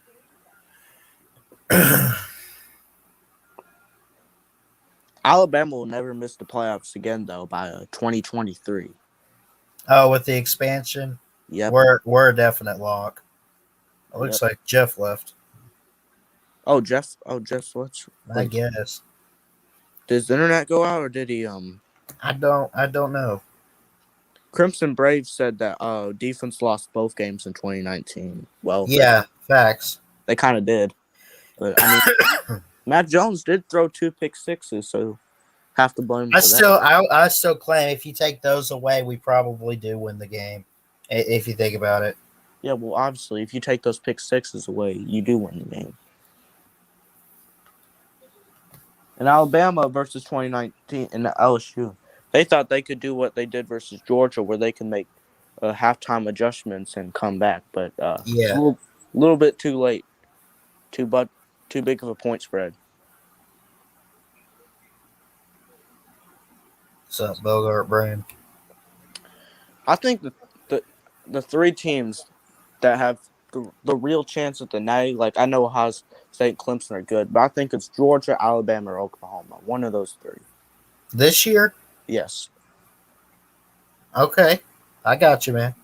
I don't get the whole hype about Ohio State because I mean, think about it. They just lost.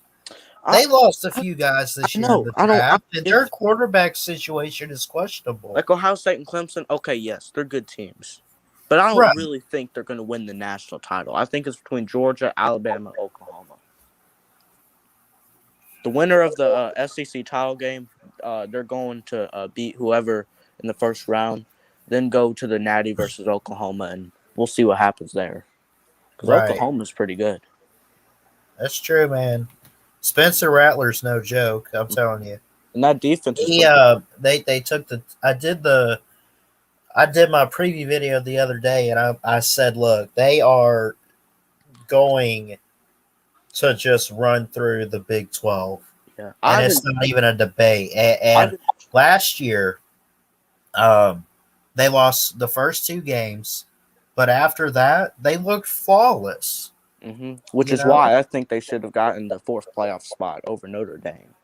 But you see, that's what I was saying. Like the fact that they lost the first 2, that held it back. If they had only lost 1, they're one of the 4 teams. But 2 lost teams don't get in. Now, I understand with the expansion, it's like, let's see what happens with it. Well, with the expansion, they would be the 4th seed because why? Because of conference champions. That's true. The 5 get in, right?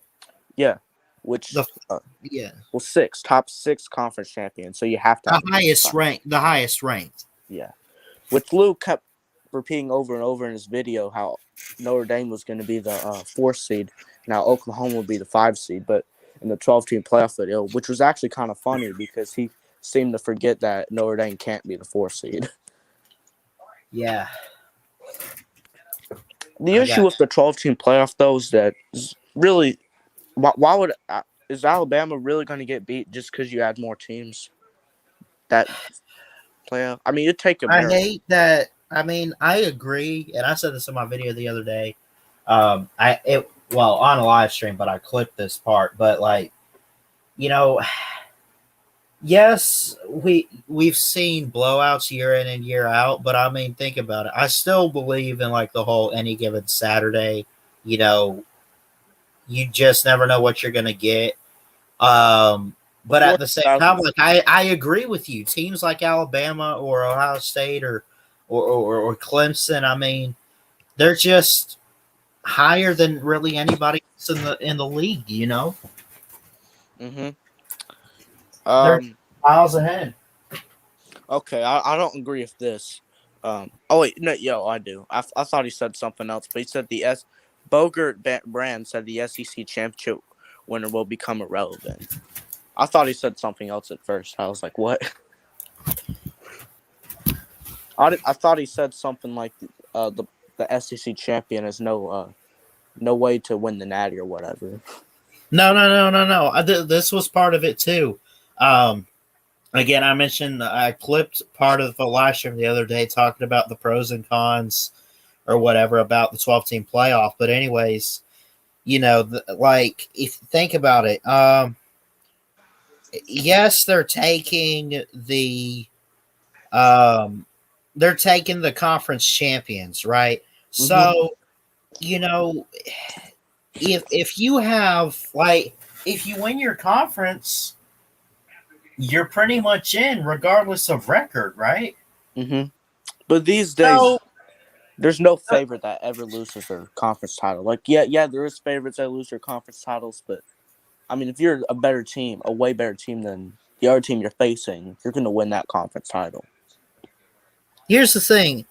I don't know so much. I mean, I kind of agree with what he's saying, but I'll flip it on you. I don't know if it's so much the championship winners become irrelevant, but regular season games in some ways. Here's one thing I would say about the regular season. Yes, the regular season is it's not as important anymore. But the one positive about it is now we get to see games because Alabama LSU, that's always a game between teams with 2 losses. Yeah.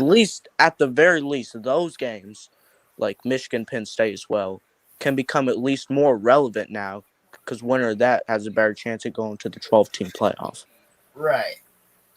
And another positive I have is hopefully, maybe it will cause a spread in recruiting. Because a recruit might say, well, I could get into this team with the 12-team playoff, and we might have a chance to win it. Well, when it was 4 teams, the recruit's going to say, well, I just want to go to the best team.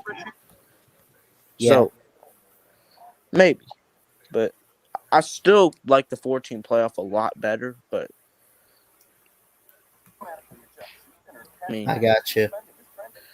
I mean, I kind of think the 12-team playoffs may be better than the 18 playoff because at least conference championship winners are important. So. Yeah. But I thought they'd go to 6 or 8. I didn't think they'd go to 12. That surprised me.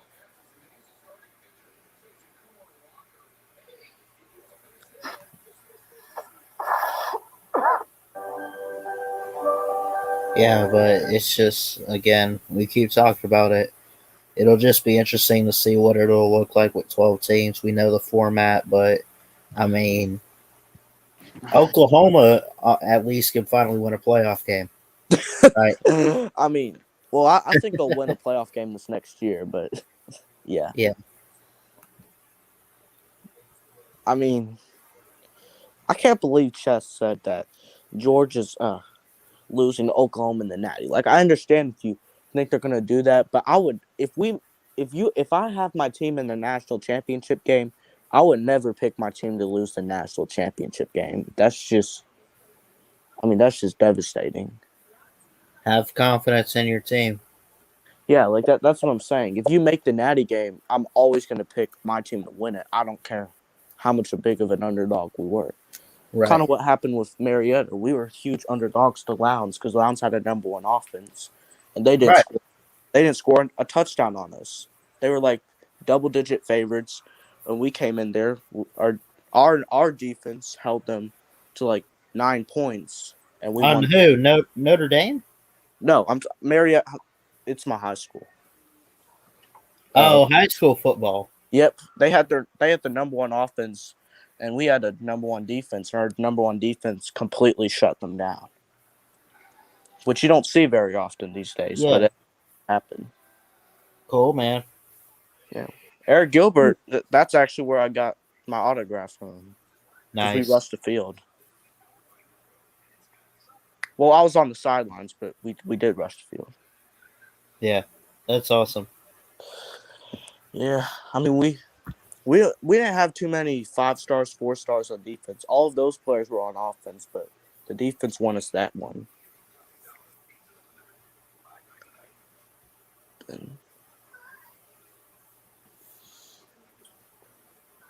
But yeah, I mean the 12-team playoff system. I wonder if it doesn't work out, if we'll go back to 4 teams. I wonder if that might happen. I know it probably. Yeah, won't. I mean, But there's a chance that happens. But you can't base it off 1 year, too. Yeah, I never. I think they see what happens within maybe 4 or 5 years of it, and if it works, we stay with that, and we'll never change it. But if it doesn't work out, then they're just going to be like, screw it, we're just going to stick to 4 teams because obviously this didn't do anything. Yeah, they might say, let's go back to 4, or maybe they'll say, okay, well, I don't want to go back to 4. Let's try 6. Maybe they'll do that. I wonder 6 or 8.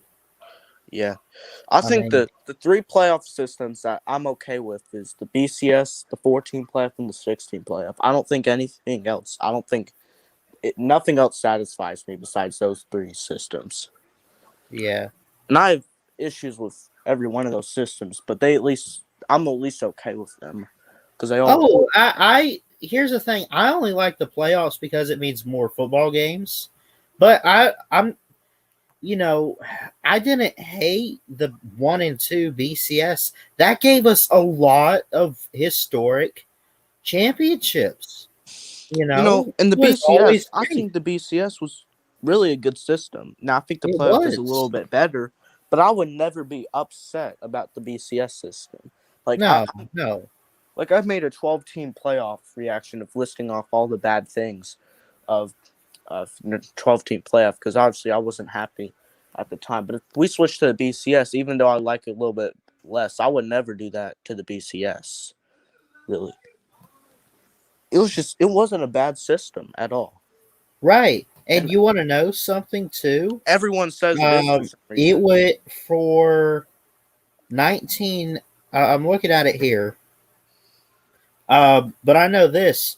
The most championships by any team was only 3, and it was Alabama. But Well, but Ohio State had the most appearances at 10. The most BCS wins, which BCS were just bowl wins in general, not necessarily the national championship. yeah. Ohio State, USC were tied at 6. But anyways, I mean, it wasn't, like Alabama a few years ago in 2017, we were a 4 seed, right? When we won the championship, we were a 4 seed when we beat Georgia. Now, I don't think y'all should have made it that year. But yeah, I mean, I kind of agree, but based on how things turned out, here's the one thing I do have it about it. It gave us a great national title game, so it was it better did for the rest of college football. Because what fun would it be for Georgia to? Because Wisconsin or whatever made the playoff, everyone would be like, "Well, here goes a blowout in the Natty," and the Natty wouldn't be fun at all. So at least it gave us a good Natty. If we were still in the BCS era. 2017. What was Georgia? Were they 2 or 3? They were 3, which I think is ridiculous. They okay. Well, they wouldn't have been in there, but you would have had Clemson and Oklahoma in there. Yeah, that's why I like the playoff system better. I think there's 4 teams that can win it. I don't think there's 2. I think there's 4. But look back at the years though with the 1 and 2 matchups. Like a couple years LSU season, they would have been in it against Ohio State with Justin Fields. You go back to let me pull this up. Let's look at something. Which 2011 was the reason why the BCS got removed, because Oklahoma State was so-called snubbed from having a chance at it, which I think they were. I would have put them in over Alabama, but Alabama was the best team that year. So let's go back to the. I'll go ahead and say whatever you had to say real quick. I was going to say that I just personally don't believe in the fact that if you skip out on conference championship weekend with a loss that you then playoff for the Natty. I just don't believe in that. That's why 2011 and 2017, I wouldn't put Alabama in the playoff or the Natty. Same thing with Ohio State in 2016. Yeah. Here's what we have right here. This is what you would have had. So it was 1 and 2. Yep. Right. So, okay, you would have had the first year if we were still in BCS. Right. Here's what you have. Alabama, Oregon. Yep. Alabama, Oregon. Then you have Clemson, Bama. Then you would have had Clemson, Bama again. Maybe the same, obviously the same outcomes that we got in those championship games if you put the players. But you wouldn't have had these you wouldn't have the semifinals, obviously. So Bama wouldn't have beat up on Washington or whatever. But anyways, you'd have that. Then you'd have Clemson and Oklahoma. That actually probably would have, well, I don't know, based on how Clemson did against Bama. Oklahoma Clemson was frauds. Defense either. They were a bunch of frauds, and they were. Oklahoma would have won a championship that year, I think. And you had an 11-1 Big 12 champion, 11-1 ACC champion, and 11-1 SEC champion. How in the world is the 11-1 SEC champion? They're not getting in the BCS. They don't get in the BCS. How is an 11-1 Natty team?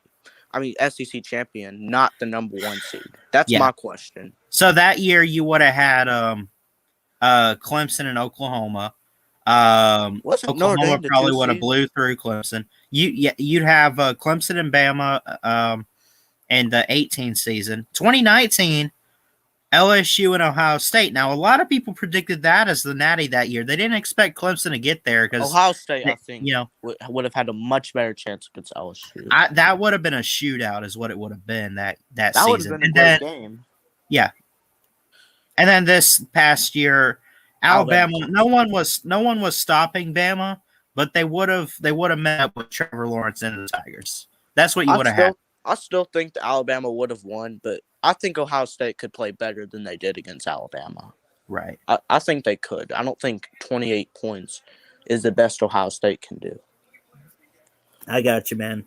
But, I mean, I wonder what would happen if they played like they did versus Clemson against Alabama. That would be a great game if they did that. But, I mean, a lot of people thought Clemson was a great team that year and think they could beat Alabama, but Oh, in 2017, you no, talking? 2020. 2020, last Yep. year. I mean, they had talent, but I mean, obviously not enough talent. yeah, they did lose key guys, especially defensively, and they still were working with some young talent. Now it got better, and I'm worried about their defense this year, man. It's going to be elite, but like even on offense, I mean, they've The offense is the still main in recent. for What do you Clemson. say? I said the offense is the main concern for Clemson this next year. Right, DJ, they got it down, but they still got young receivers. And They in just today's lost game, today's game, you can't win a natty with concerns on offense. That's why I think it's between Georgia. It's an offensive era. Yeah. Oklahoma is in there too, man. I think their offense is down. Yeah, they got it down flat. Let's go. Which maybe it's a little bit too offensive in this era, but I mean, yeah, I don't want to see 9-6 games. So no, I mean it'd be interesting to see defense make some stops and stuff, but man, let's just face it, we're in an offensive era. Now you need defense because of all these offenses coming your way, but obviously everyone's rolling with the times and just getting all these quarterbacks and just we're seeing shootout. I love a good shootout like that Rose Bowl game with Georgia and Oklahoma. Oh my God, that gave me chills. I watched that and I'm like, to Georgia's holy defense crap. too. We only allowed one touchdown to the number one offense in the second half. Yeah, so, that's true. A lot of people thought the game was over on Sony Michel's fumble in the fourth quarter. Right. Boy, they were wrong. Came back. Yeah, it came back. But anyways, man, listen, it's getting late. This was fun talking with you and everybody else. I'm gonna give it to you. Anything else you want to say before I end the stream? Go subscribe to my channel. Yeah, man. Watch everyone click on the Alabama video. It's an amazing project. And go Dogs. See you, man. Have a good one. All right, see ya.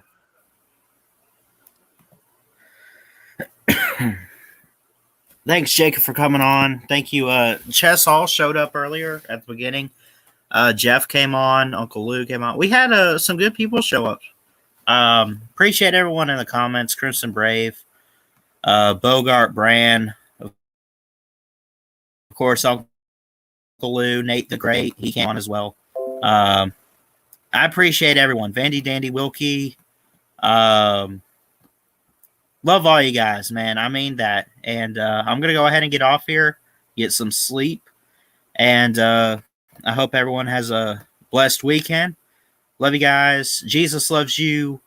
Keep your head up and remember that always. Please like, comment, and subscribe right here to Ballard Sports Media for more sports content. And until next time, Ballard Sports Media, check it out. Love you guys. Have a good one. Good night. And roll tide roll. Love y'all.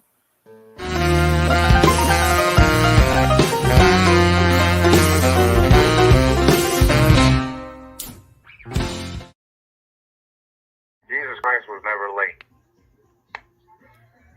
And if he was going to skip work, he let him know ahead of time. Stop sinning, sir. Okay. Roll down tide.